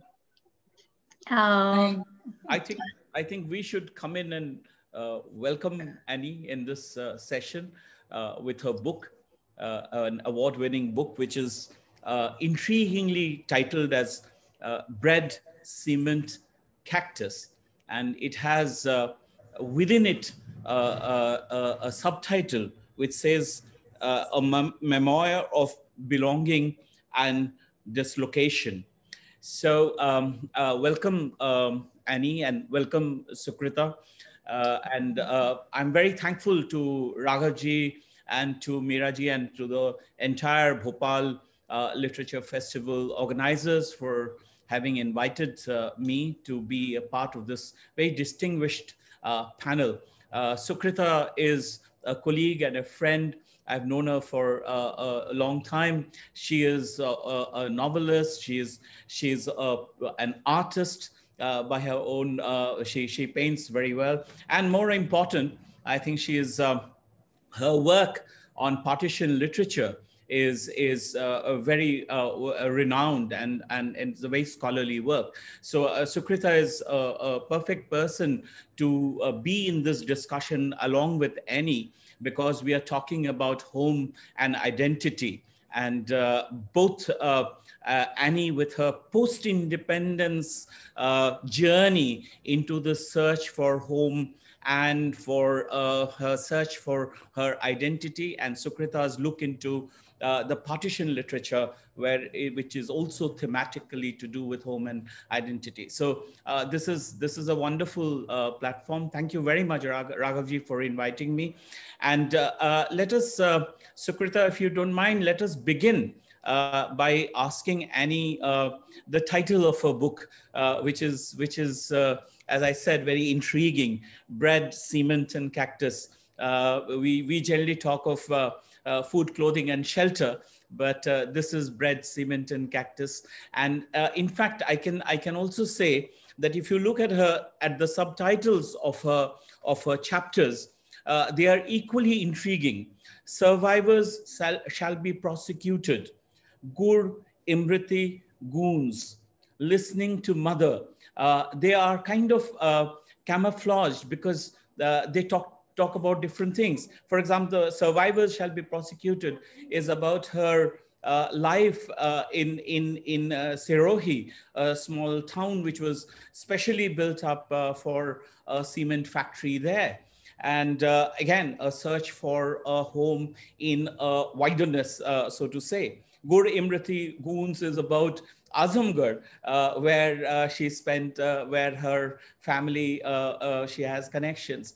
So these titles and her main title, what made her write this book. And of course, I should also say that this book received what is called the 9 Dots Prize, in which she was asked to submit, I think, a 3,000 word essay about something, about a topic which was out of the box. And I think home was the theme for that competition, which she won. And I think the book emerges out of that 3,000 word essay. Am I right, Annie, to say this? So just tell us your journey. Let's begin by you telling us your journey in this very, very beautifully, evocatively written book. Thank you so much for that very generous introduction, Nirmalaya, and thank you for inviting me here. You're right. The essay is what led to the book. The book is called Bread, Cement, Cactus. The essay was also called Bread, Cement, Cactus. The question I was responding to was, is there still something, is it still right to say that there's no place like home? That was the question. Can we still say that there's no place like home? And the question of home, belonging, identity, these are things which are constantly going around in my head, particularly. And I think in my case, it was partly because I grew up in a state where my roots are not very deep. Rajasthan is where I lived from the age of about 5 up to 21 I lived in Rajasthan, but we have no family there at all. We have no lineage there, so to speak. And once I left the state, there was no real reason to return there. You know, when you live somewhere, you develop some connection with it, some sense of your own history in that place. Some part of your childhood is there. And at the same time, you also have ideas about whether you belong there or not. So even though I lived there, and I could have lived another 20 years there, and I still think that I would have struggled to define that place as home. And everywhere I've gone, everywhere I've moved, this question has moved with me of what does it mean to belong to a place geographically? And if not geographically, then how do you define home? this is something I'd been thinking of about identity also for a long time. And then the questions acquired a very sharp kind of character when the Citizenship Act was introduced, because for the first time in India, identity was being defined not geographically but by religion. That if you have one kind of faith, then the idea that you belonged in this geography. And it was an echo, of course, of what had happened in 1947, because the subcontinent had been divided at the time based on identity. So a lot of those questions kind of started to be reignited in the public discourse. And I found myself struggling that how is it that how do we define ourselves, and how do we find a place for ourselves, and how do we feel about a place, having having committed to a particular geography? How do we feel about leaving that geography? So for example, my family's roots are in Eastern UP, Azamgarh, as I've written about it. My grandfather was born there. But much beyond that, 14 generations of my family have lived there. And 14 generations is a very long time. You kind of have a very strong sense of belonging. Even now, when people ask, people of my mother's generation at least, that where are you from, you tend to define it in this way, that this is where I live, but this is where I belong. And your roots of where you belong, even if you don't live there, even if you've never lived there, will always be where your family has been for a few generations. This is very common in North India. Even in Mumbai, where I've spent, since leaving Rajasthan, Mumbai is where I've spent about, I think, another 15 or 16 years. And in big cities like Delhi and Bombay, when people say, "Tumhara gaon kidhar hai?" they don't mean the village where you've just come from, but the village where your forefathers came from. And there is a sense of that is where you really belong, and that is where you could always return. But is that really true? Can you always return somewhere? Is return possible, firstly? And secondly, is that the place where you want to return? When we say there's no place like home, it means that home has a very special place in your worldview, in your sense of who you are, and that this is the best place to be, right? When we say there's no place like home, the assumption is that this is the best place to be, but it is not necessarily the best place to be. If it was, then people would just stay put, right? Why would they ever leave if it was like that? So these were some of the questions I set out with. And when I wrote the essay, I found that I was struggling with various questions. The one very obvious question was, of course, identity and the way it is shaped by religion, because that is something which I had never questioned and which I thought was unquestionable. You know, that your citizenship could not possibly be questioned, but now it can. With a piece of paper, it can. And technically, legally, yes, it can. But what does then that do to your own sense of who you are and where you belong? If you decide that, okay, this is, I am Indian, is it just a question of having a piece of paper that can prove that you're Indian? And if you don't have that piece of paper, as millions of Indians don't, we're not a very paper heavy society. People have never had land ownership papers. They don't always have house ownership papers. People are barely literate. You know, it's just one generation ago that people have acquired literacy in this country. Vast swaths of this country have not had any access to lettering. And now we find ourselves at a point where the law says that if there's a spelling mistake, if there is a discrepancy between two different pieces of paper, you could suddenly be called un-Indian. The Indianness can be stripped away from you. So I found that was something that was really making me question things. The second thing is that the question of maps. It is only since 1947 that we have been able to define India in this slightly more narrower way of religious faith and identity. Until 1947, it was a broader subcontinent where you not only took for granted that there were many plural ways of being Indian, but also being Indian itself was a fairly loose term. from Afghanistan downwards all the way up to Bengal. You were loosely Indian. You were Indian maybe in some sense to the British, but you were also something else. You were Bengali, and that hasn't changed really. For instance, people who live in Punjab on both sides of the border are Punjabi. They continue to be Punjabi. It's just that once the subcontinent was divided along religious lines, there was nothing else you could do except also define yourself, or primarily define yourself as Hindu or Muslim or whatever you chose to be. It also means that within these subcategories, if you were a religious subminority, that aspect of your identity again became both more fragile and made you very vulnerable. So for instance, in Pakistan, there is the Shia minority, which is suffering now, or the Christian minority. And in India, for instance, there are groups that may not have thought of themselves as Hindu, but perforce made to kind of join the larger Hindu sense of identity, because otherwise there was no overarching identity up until the 19th century.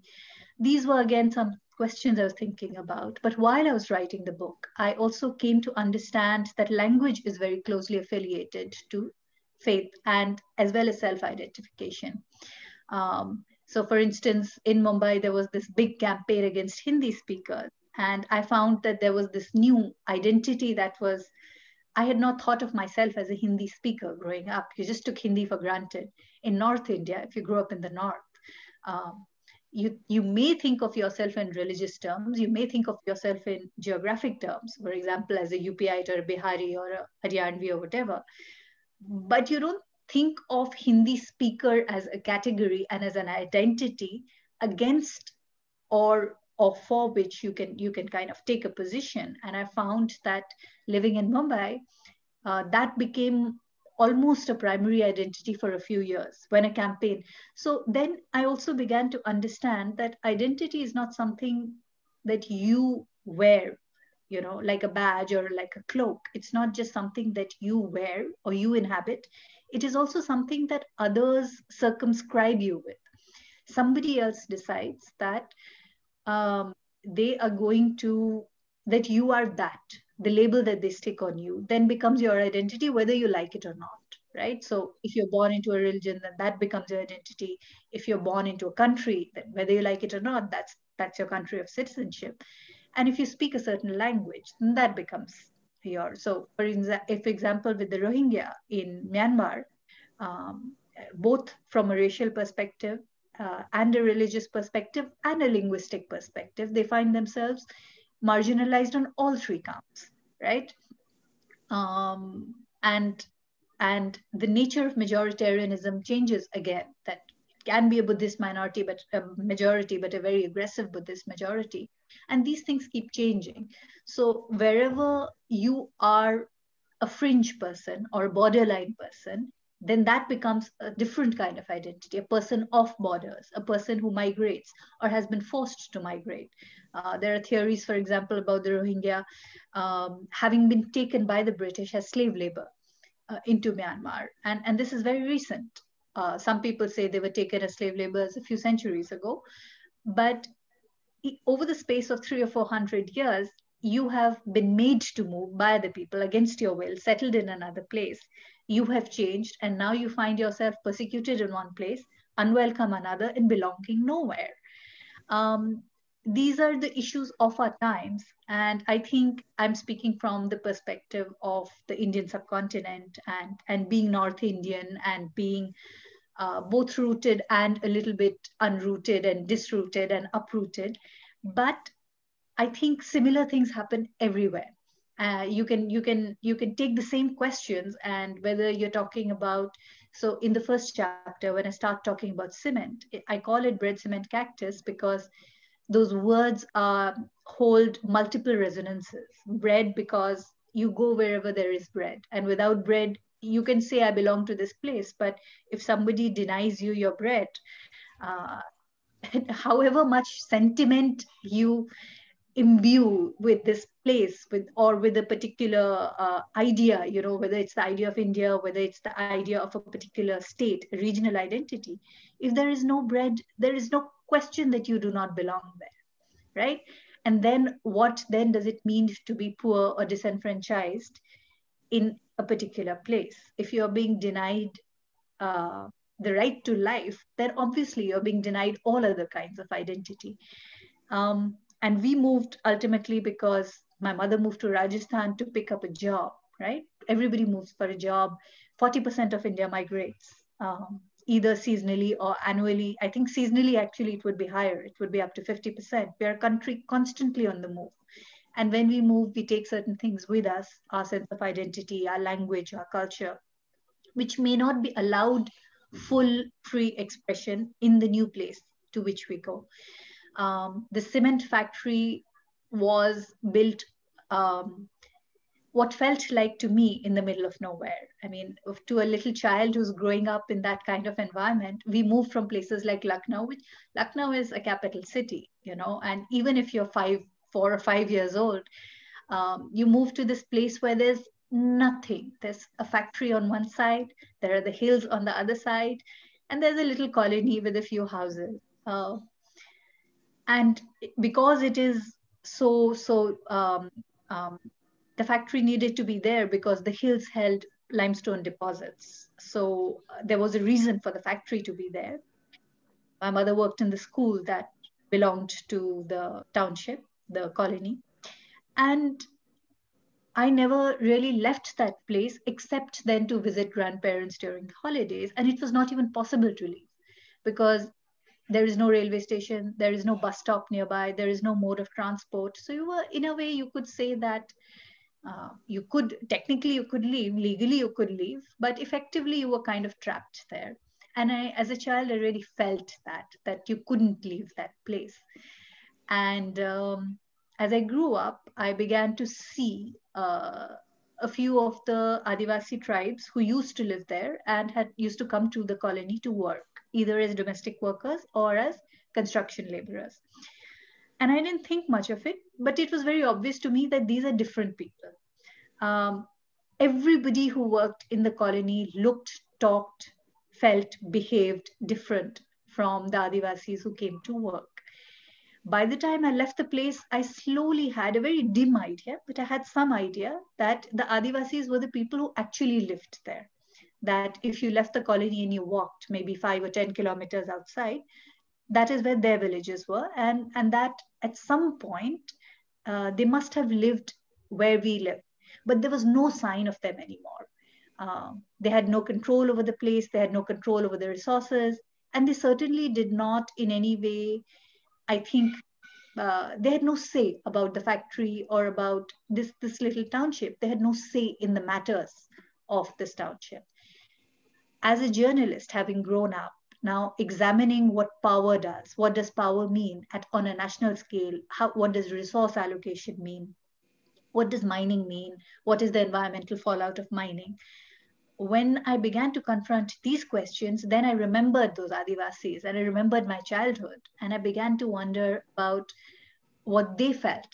I knew what I felt about them. I just saw them as some kind of different and interesting looking people, that they didn't speak my language, but okay, they dressed different. That is all I knew. Once I began to think about these things, I wanted to return. It took me a really long time to return. Almost 20 years later, I went back and I visited that place as an adult and looked at that place. And I interviewed a few people who were one of the first workers, and what made them work, what their feelings were about power, what 3 generations down, it's been almost 3 generations now since the factory was first set up. What do the children of those people feel about how the land is used, and what do they expect once a factory is set up? What do people who see themselves as the original inhabitants of the land, what do they feel about it? Do they feel that they have enough of a say, or have they benefited from it? Or what is their vision? What is their political and environmental vision? These were some of the questions that I wanted to ask, and I tried to ask in one of the chapters. And in different ways, I feel that identity itself becomes fluid. who you are, who you see yourself, becomes very fluid when the political culture around you changes. If you lose power, in the panel just before, we were talking about the Rajput culture and the kings, etc. That is one way of looking at identity. When we look at the same place from the Adivasi point of view, what does power mean? How do you gain it? How do you lose it? How do you then begin to change your identity once you become subservient to a different kind of overlord? What then do you do to define yourself? What happens to your language? What happens to your culture? What happens to the moral codes that define your culture? Morality is very different between the indigenous people and mainstream caste society in India. All of those questions were things that I was grappling with. And by the time I came around to the writing of the book, I think I came at the right time, because I came in not just as a person with memories, but I also came in as an inquiring journalist and as somebody who is interested in history and how belonging is shaped by power. And finally, I think that there is no getting away from politics. It is ultimately, everything is political, and politics will change how you define yourself, both in national terms, on the level of maps, how maps are drawn, as well as in the question of language, for instance. If you are not a Hindi speaker, what does it mean for Hindi to be the national language or the language of the state, etc.? So these were some of the things that I was talking about in my book. Yeah, this is wonderful, Annie. I think I, first of all, need to compliment you for the wonderful way in which you have approached these questions. And the questions come in a very natural flow in the story, as it were. And I don't want to call it just a memoir, which is not just subjective. And what I like in this particular book is that, and I'd like to start with the end, towards the end, when you say home is like the morning mist.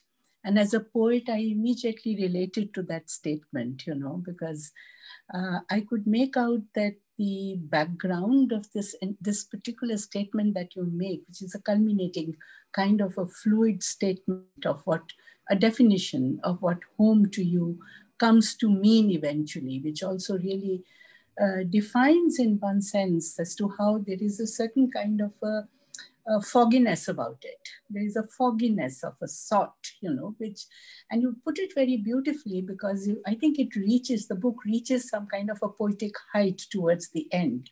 But you do write as a perfect journalist initially, give us a lot of facts. It's very substantiated, your whole notion of what home is, how it moves. It's not frozen, and it's not a frozen definition of what home is. And that's the beauty out here. You intertwine, in the book, there is an intertwining of geography on the one hand, and of course there is a historical perspective that comes in, not just of 1947, which to me, of course, is very important, but also in general, the lineage that you have even before that, right? You talked about the generations, as it were. And so how, and to me it is very interesting that you in the title of the book, when you say bread, cement, cactus, and you say a memoir of belonging and dislocation. You don't say dislocation and belonging, but it's almost like you start with a sense of belonging somewhere, understanding as to what is that sense. And then there is a slow dispersal of that sense. And it becomes very fluid as you start reading the book. You cannot take this for granted, the sense of belonging. And I think when you come to some very delicate issues of language, as you said, and I found that chapter very, very interesting, where we are talking about how you relate to Hindi, Hindustani, and Urdu, and what are politics doing to that, which is the external bit, which is not your own political self subjectively, but something that is coming from the outside, a kind of an imposition. So much so that you are so conscious of you describe as to how there is a kind of an injection of fear somewhere, that if you are trying to learn Urdu, you don't want to be noticed because of that, because you might be then seen as a Muslim. And so unfortunate. It's so unfortunate that the idea of religion is getting mixed up with language. It becomes very sectarian, and this is not how it was supposed to be, because Urdu is supposed to be a very eclectic language. And there isn't that understanding at all. So it's an imposition, it's a baggage, it's a very unpleasant baggage that Urdu has had to carry recently. And on the one hand, I mean, there's a kind of a love-hate relationship with Urdu language. And I really resent that, because there has to be just pure love. And so that's another very vital question that you bring up as to how languages, when they are politicized in this way, and when also alongside there is a sense of hierarchy, which is more important and what is less important. And it's almost as though, and I think you use that phrase, there is an establishment of certain kind, an establishment of belonging, as it were. You know, and it's horrendous. Why should it be? Sense of belonging has to come from within. And what I like in this book is that there is, on the one hand, as I said, very objective narration of what is factually. And your training as a journalist, I think, helped in that, probably. But at the same time, there is a self-reflection, a very deep self-reflexivity, I would like to put it that way. And it is this journey of self-reflexivity which takes you, and I feel like noting these various statements that you come, at some point you are saying, death is a sort of homecoming, you know. And so, I mean, it's not just an empty concept that you raise there. It is also the sense of the Sufi that you carry within yourself, you know. And this probably takes you to another position towards the end, when you're saying that, you know, it's like heaven. You know, home is something like a heaven, which gives you a sense of fulfillment. But it's not as if you achieve that point. No one person can achieve that heaven. It's always, and I like the way you say, you know, and because these sentences have stayed with me, where somewhere you're quoting and you're saying, nostalgia cannot just be retrogressive. It also is prospective, you know. It's the prospect of the future somewhere. And that's where you say, that's where I fit in that statement which you quote about the heavens being, you know, heaven yielding a sense of fulfillment, or the perspective, or the prospect rather, of heavenliness, which we yearn for all our lives. But on the one hand, it is that. On the other hand, what I notice is that there is a running sense of, how would I put it, an angst, existential angst, as it were, of what is happening from Azamgarh, right from JK Puram to start with, and then when you go to Azamgarh, or when you refer to Lucknow and then Allahabad, and how that sense of the place is disintegrating. And this disintegration is not just an objective disintegration, but the sense of disintegration is the sense of the disintegration of your identity, and you're being played with. And you don't want to be a puppet, you know, and yet, you know, this establishment, the way the individual gets treated, and it's not just your own individuality and your own identity that you are referring to here. Actually, it is the identity of every individual, every citizen, who is enmeshed with this overpowering baggage, political baggage that keeps happening. And so it's not that fluid nature of identity which we would want it to be, but it becomes frozen in that sense at some point, because it is desirable for the establishment to make it frozen. So there is a conflict there between subjectivity and what objectively is happening. So I really would like to compliment you on this entire domain of touching so many vital questions also of the Adivasis, the way you've touched that point. The Adivasi and how that is that reality and their identity. When you raise the question of Bhili language, for instance, we are not asked to study Bhili if we go into their region, but they are made to learn Hindi or whatever language that gets imposed upon them. So there are these moments of anguish and moments of angst, I think, which need to be identified. And thanks for pointing them out in this way so that each one of us, we relate to them. If we are thinking human beings, we relate to all this. And I would really be very happy if you were to,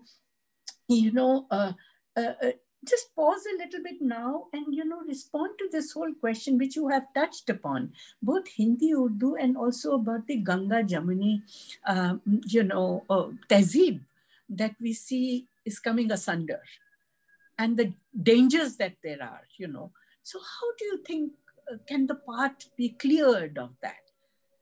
What is the resolution to that? Well, the resolution is a very big question. I cannot comment on the resolution. I can comment upon the thread itself. So the idea, I see that this notion has become extremely political recently. The idea of the Ganga Jamuni Tehzeeb, for instance, I see there is a push and pull from both sides now. In reaction to a lot of contemporary politics, a lot of people are starting to dismiss it entirely, to say that nothing like this ever existed.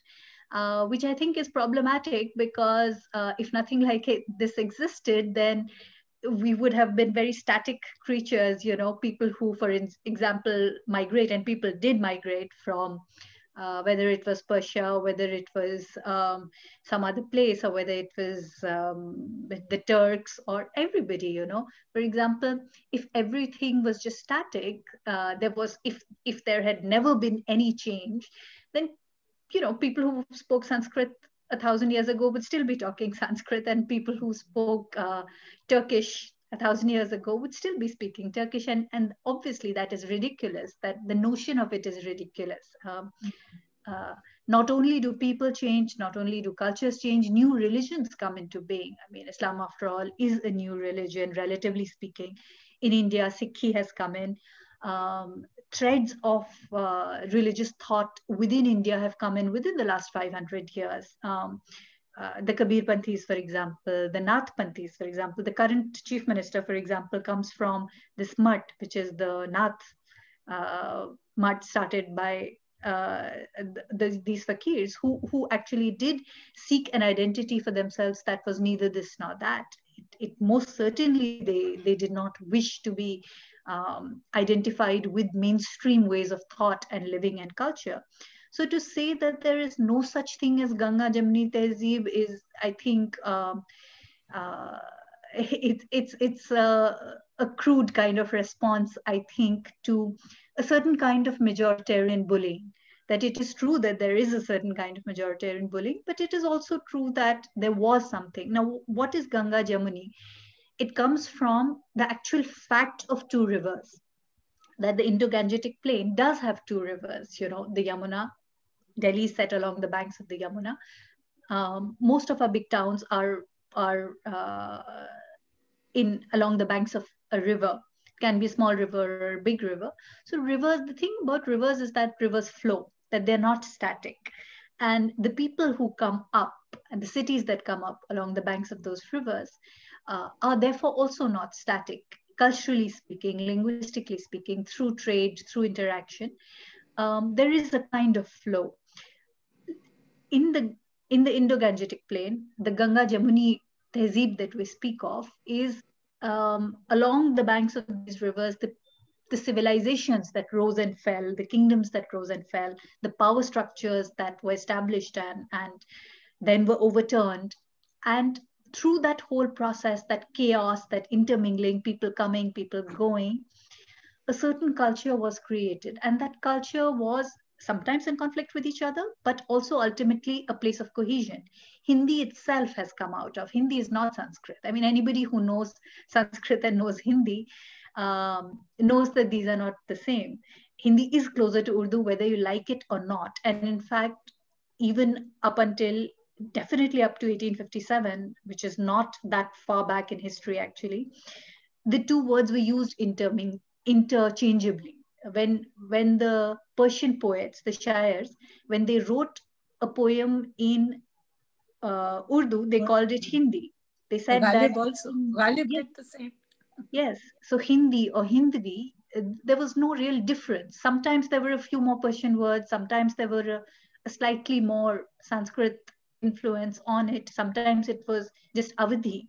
Like if you read Mir, a lot of Mir is much closer to Awadhi actually than it is to Persian. The difference was mainly one of script. And as I write, there was the rise of Hindi nationalism, partly because the center of power was controlled by people who were familiar with the Persian script. So when, even if you were, say, in Rajasthan or Bihar, you could be a Hindi speaker, but the script used for affairs of state was Urdu or Persian. There were a lot of people who were ambitious, politically ambitious, who needed jobs basically in the administration, but they were not so familiar with the Persian script. They wanted to use the Nagri script. And there were schools that taught in the Nagri script. So there was kind of campaign built by them for Nagri to be recognized as an administrative language, as a language of officialdom, so to speak. And once that happened, that is when the division between Hindi and Urdu started. And people started then to identify themselves with one or the other based along religious lines. That is when the split started to happen, end of the 19th century. And I think we are living through very hard times. Even now, some of this is continuing.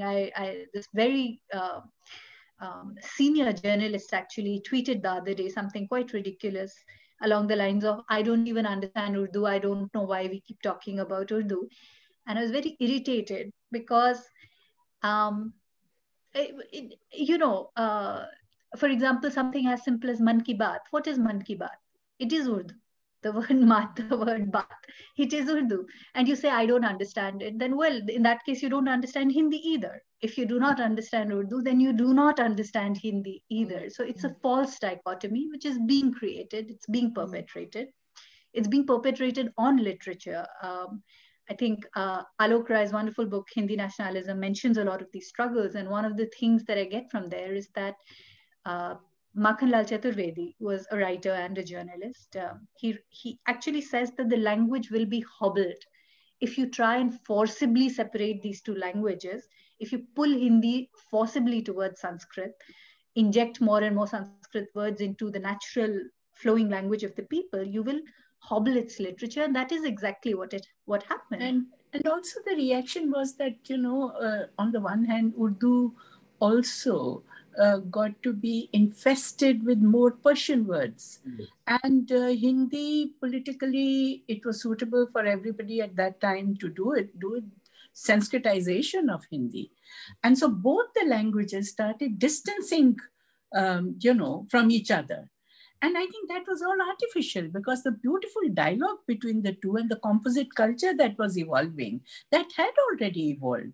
And we have Kurutullah Haidar's beautiful novel, Aag Ka Darya, which is actually talking about how right from 11th century and before, slowly there was an evolution of this Ganga Jamuni Tehzeeb, and within which you have Hindi, Urdu, Hindvi, Rekhta coming in, dialoguing with each other, and finally developing two separate parallel streams, Hindi and Urdu, but in between Hindustani flowing like a beautifully worked out language, worked out by people, not imposition from the outside.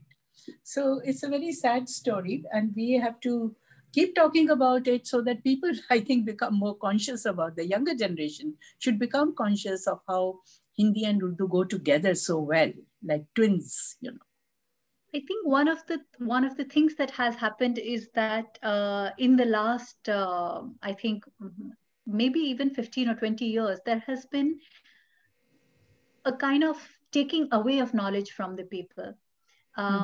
You are being put in school and you are being, given a certain syllabus, etc. But I do think that a certain kind of knowledge is being retracted from people. And this is one common sense knowledge, which, they get from their community, etc. And the other is the ability to think and ask about what is the source of your information. So for example, even Sanskrit. Now, this is something that even I did not really grow up with. These are things that I have learned only through further reading and through further conversations with people who are experts in these fields. The idea that Sanskrit defines India, linguistically speaking, and that the cultures that are associated with Sanskrit, therefore, should define all of India. Anyone who is a linguistics professor will be able to knock that notion out very quickly. Plus, even as a layperson, if you examine old Persian words and old Sanskrit words, you will see a resonance, right? So whoever brought Sanskrit to India were the same people who were also present in other locations. Whatever ancient Persia was, whoever those people spoke, whatever language, whatever culture they had, was the same culture that was the culture of the Rig Veda, and was therefore the language is present in the language of the Vedas, particularly the Rig Veda, right?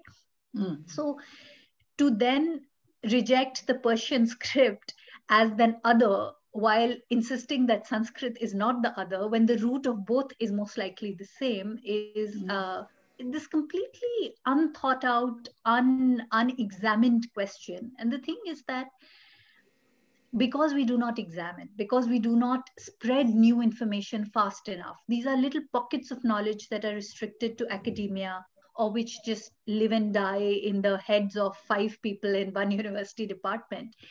And our newspapers do not talk about things like this anymore. We do not talk about language.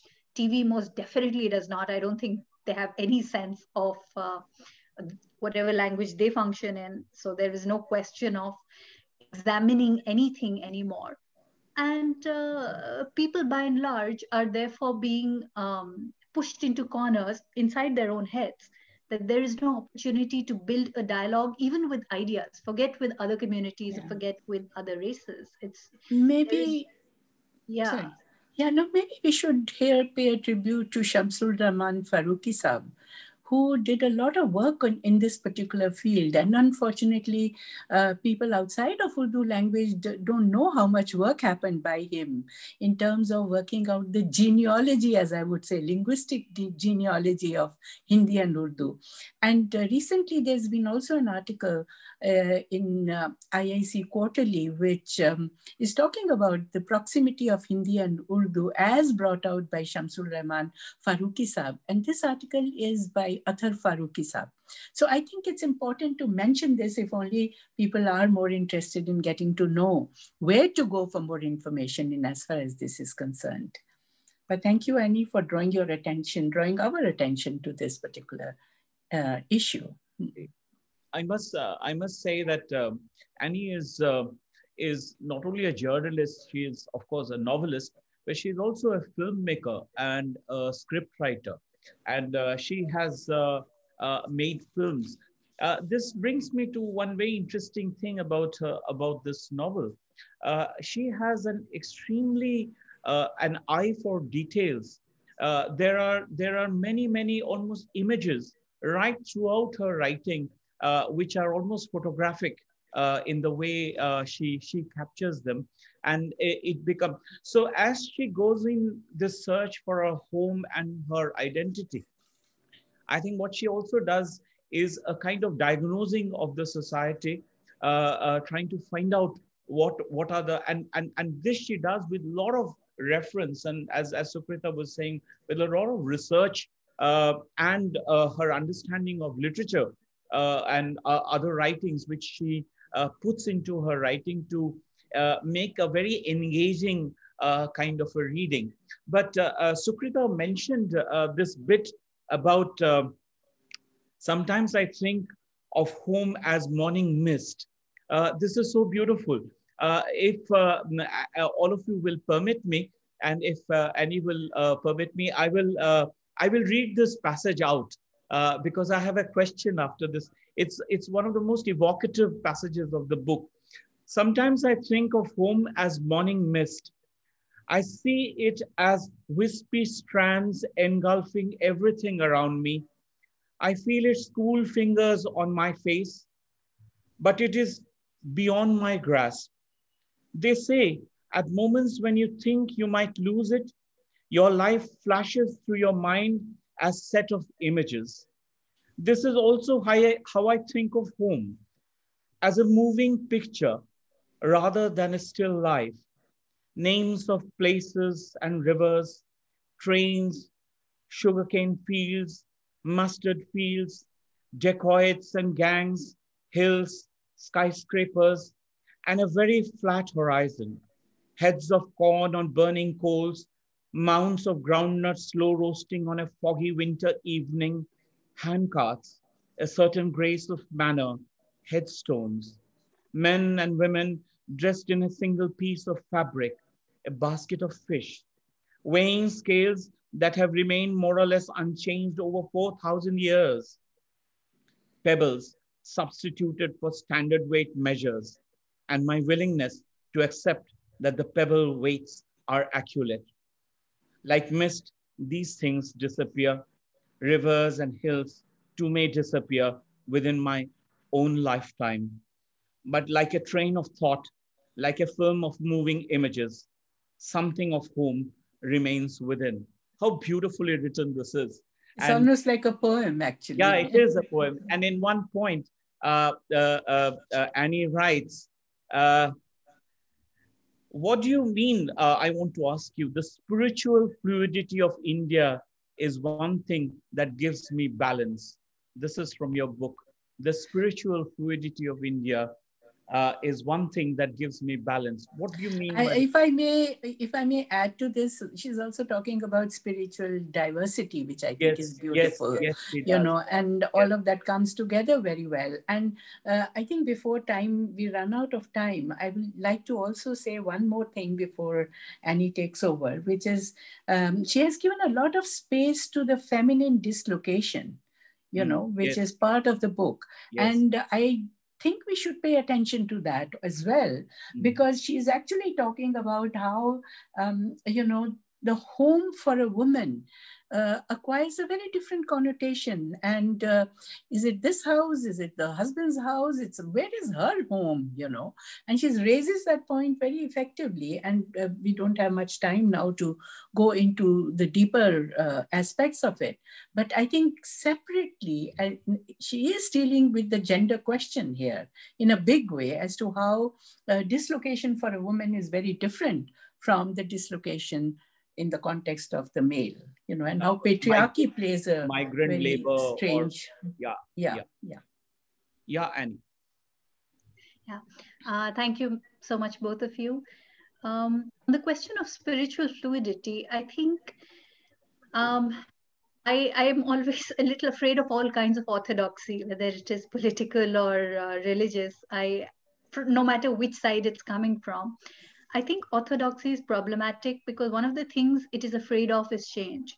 Orthodox people like for you to maintain ideas, maintain lifestyles, ways of dressing, ways of thinking, ways of behavior that one, they themselves are familiar with, and two, which they think they belonged to a particular time and place. Which may not be accurate actually, because what do you know what 1,000 years before what people were like, right? But I find that one of the remarkable things about India is that we have always been open to ideas. The orthodoxy hasn't, but the people have been. They've always been awake and aware of what is new, intellectually new, spiritually new. And if they like it, if they like a particular guru, for example, he may be saying new things, or he may not be saying new things, maybe saying old things, but presenting them in a new way through poetry or through different rituals.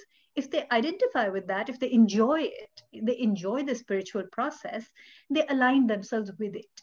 And it is more fluid rather than, it is not so much an entire rejection of the past. It is not that you leave everything behind that you knew. You step into something new while retaining something of the past, and you build something which is a third thing, and it is completely your own. It's a very Indian thing. For example, around Christmas, you will see a lot of images of Christ from different parts of India. And a few years ago, I found this one painting of Christ, which is completely in the Madurai style. Christ is depicted, painted in a way that in the traditional Tamil art form, with which nowhere else in the world will you find something like that. Or for example, Mother Mary is often dressed up in saris, and this is common, especially in South India. You'll see that quite common. In Mumbai, whenever you used to have the fete honoring Mother Mary, there is the Mount Mary church here. People of all communities come. It is not just Christians. In fact, it is largely non-Christians who come there. And I have grown up participating in everything and not feeling threatened by any of it. I do not identify as Christian per se, but sure, I can go to a church, and why is that threatening? It has never threatened me. It has never threatened anyone in India.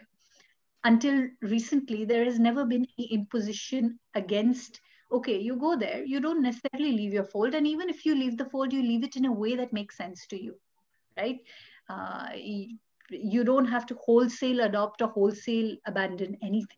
And it's perfectly okay to go into a third stream, which is neither this nor that. We also have a lot of sects, a lot of spiritual sects, which are not necessarily a new religion, but they are very authentic, they're very homegrown, but they have their points of difference from the orthodox streams. The mainstream, so to speak, was made up of many little streams like this. There was no single mainstream.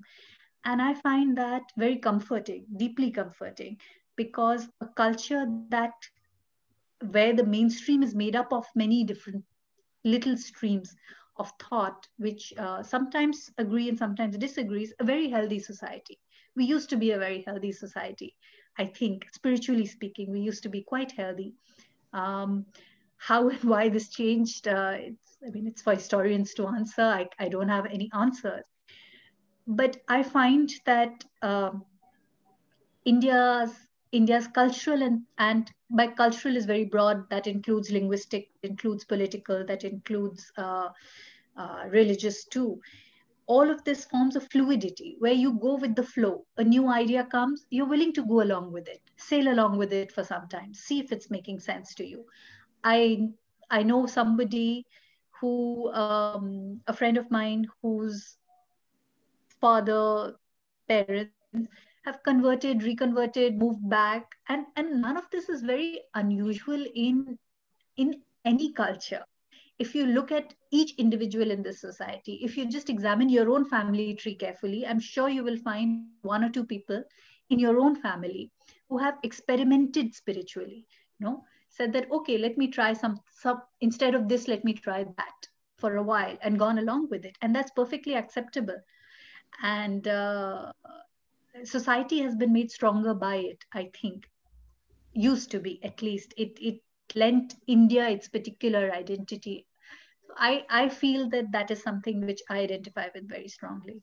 To respond to the gender question, initially when I started thinking of home and belonging, I wasn't thinking of women specifically. But when I started researching this book, every time I spoke to women, I found that the answers were slightly different. Particularly if I spoke to women from another generation, or women who were not financially independent, their answers were completely different from, men might respond by talking of identity or religion or faith or geography. Women would often just go quiet. And they would say that, yeah, but home, where do we really belong? Where do women really belong? And that set thinking about what, and the ways in which it ties to all kinds of social issues. This question of home, it ties into ownership of land, it ties into ownership of property, it ties into dowry, it ties into not having control over your own life choices. If you don't have control over where you are being married, then how can you possibly feel at home in the new place? Will you even be welcomed there? And how will you be welcomed? Is a ritual welcome enough? All these questions are questions that I have been grappling with without being conscious of it all my life. And in the writing of this book, then I finally became politically aware of it either, the politics of home for women, which is still a tricky thing. There is, Annie, there is a question in the question box from Kaniz Zehra. The question is, tell us, you are seen as a young, successful writer. So the question is, tell new writers, what is the way to progress to become a good writer? I suppose that's the question. Well, I don't know about successful. I mean, it depends on how you define success. I have got lucky with this particular prize. I can say from my own experience that writing is a very hard career choice. It is very, very hard. You usually do need to hold down another job alongside writing. I have always had to do many kinds of different writings in order to make ends meet. Advice, the only thing I can tell you is read a lot. One of the big problems with young authors that I sense is that they write and start publishing without having read enough. I think in some ways I got very lucky that when I started out, it's not that I didn't want to be published. I did go looking for publishers when I was quite young, in my early 20s. But in some ways I was quite lucky that I didn't find publishers, because there were just a handful at the time, and there were 20 years ago, you didn't have too many publishers in India. I thought I had ideas, I thought I had stories, but I think I had half-formed ideas, and I didn't even have like proper stories. I thought I had 3 stories and that was enough. But I think one of the things that I had to do was just live a little more, read a little more and live a little more. And a lot of young writers, I think, would just benefit from read very diverse things. Don't just read in one genre. Don't just read from one culture. Read books from all over the world. If you can read in more than one language, then read. If you know Hindi, read in Hindi. If you know Urdu, read in Urdu. I think before you find your own voice, or before you develop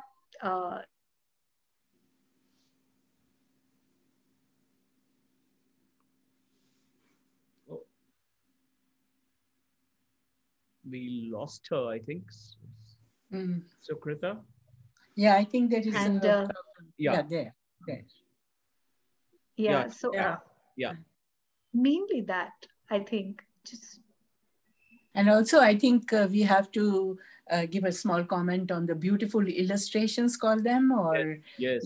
independent pictures, or, the drawings that have been done by your mother, sketches. I understand. Sketches. Yes, yeah. She has worked very hard on them. Yeah. They're very expressive and very self-contained, Yeah. Raghavji, Annie has written an essay, very, very recent, and November 24th in scroll.in. And the title of the essay is, "Why do rich and powerful sponsor literature festivals, prizes, and the art in today's world?" So Raghavji, aap sun rahe hain na? This is the title of her essay. I've read the essay and I know the answer, but I would like Annie to give us the answer to the question that she raises. Why do rich and powerful sponsor literature festivals, prizes, and art in today's world? And I'm, her answer would be as incisive as her book is. Yes. Do you hear that? I think it's a multi-pronged kind of answer. It is true that perhaps a certain amount of ego has something to do with it, but I also think that it goes beyond just that. A lot of people, I got a lot of flack also for this essay. Some people were not happy about it. They said basically the rich sponsor stuff to get tax breaks, and in a very small way you could say that perhaps that is true. But I think the rich have always sponsored things even before you connected them with tax breaks, before India was independent. And even small things like, for example, if you look at kushti or wrestling, You used to have wrestling tournaments sponsored by mill owners in Bombay. Now, why does a cloth mill owner need to sponsor a kushti tournament, right? Why do you need to do that? It's not necessary. But you do certain things because they matter to the people. And maybe you want your name attached to the festival or the project or a sports tournament, whatever it is. But apart from that, I think it is to try and engage with the culture of the people is one answer. For literature festivals in particular, I think at the risk of being criticized by the same people you invite, a lot of people continue to sponsor them because you need to keep a certain public dialogue open. To not have that dialogue in the open and supported in some way is very risky for any society, because then where does that dialogue go? You can choose not to sponsor anything, you can choose not to have literature festivals, but the ideas won't disappear.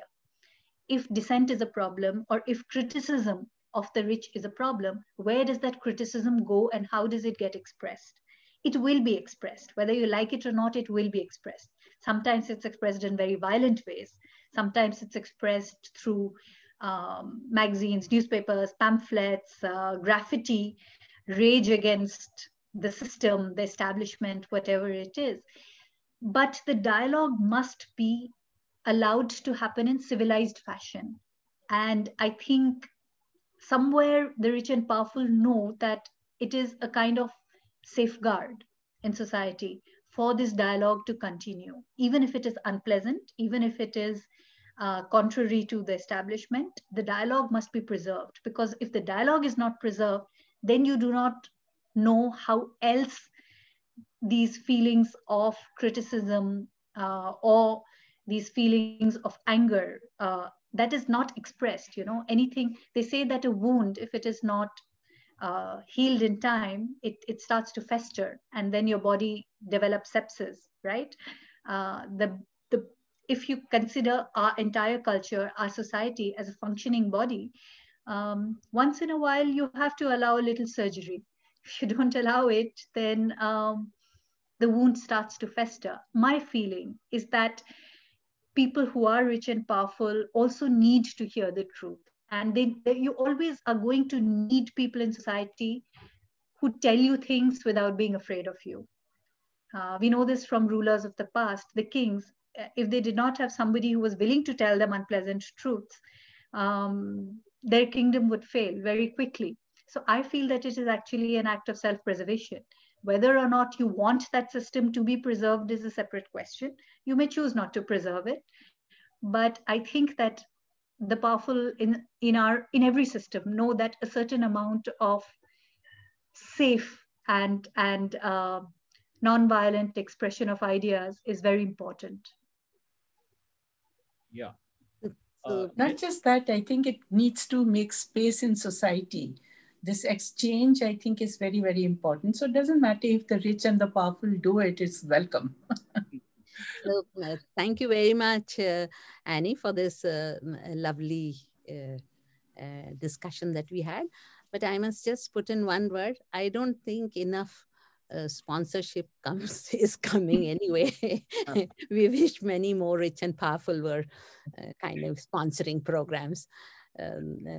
Perhaps they need to understand that we need many more, perhaps preserve something. Thank you, Nirmala ji and Sukrita ji. Thank you very much for being here and making this talk such an interesting one. It was a great dialogue. Thank you so much for the invitation. We're very happy to have you. I must say that this 16-inch screen is not really an alternative for the beautiful Bharat Bhavan, and the corner that we have on side of the lake.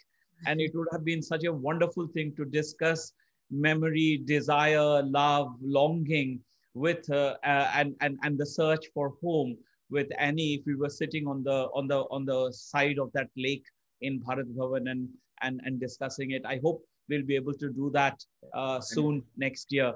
Thank you very much. I'm sure we'll soon be able to do it physically, Nirmal. Yeah. Thank you, Annie. Thank you, Sukrita. Thank you very much, all of you. Thank you. Thank you so much for inviting me. Thank you. Good night. Thank you, everyone. Thank you. I'd like to thank all the panelists and the audience for joining us. Please join us tomorrow at the same time. Thank you, good night, and stay safe. Thank you. Bye-bye. Thank you.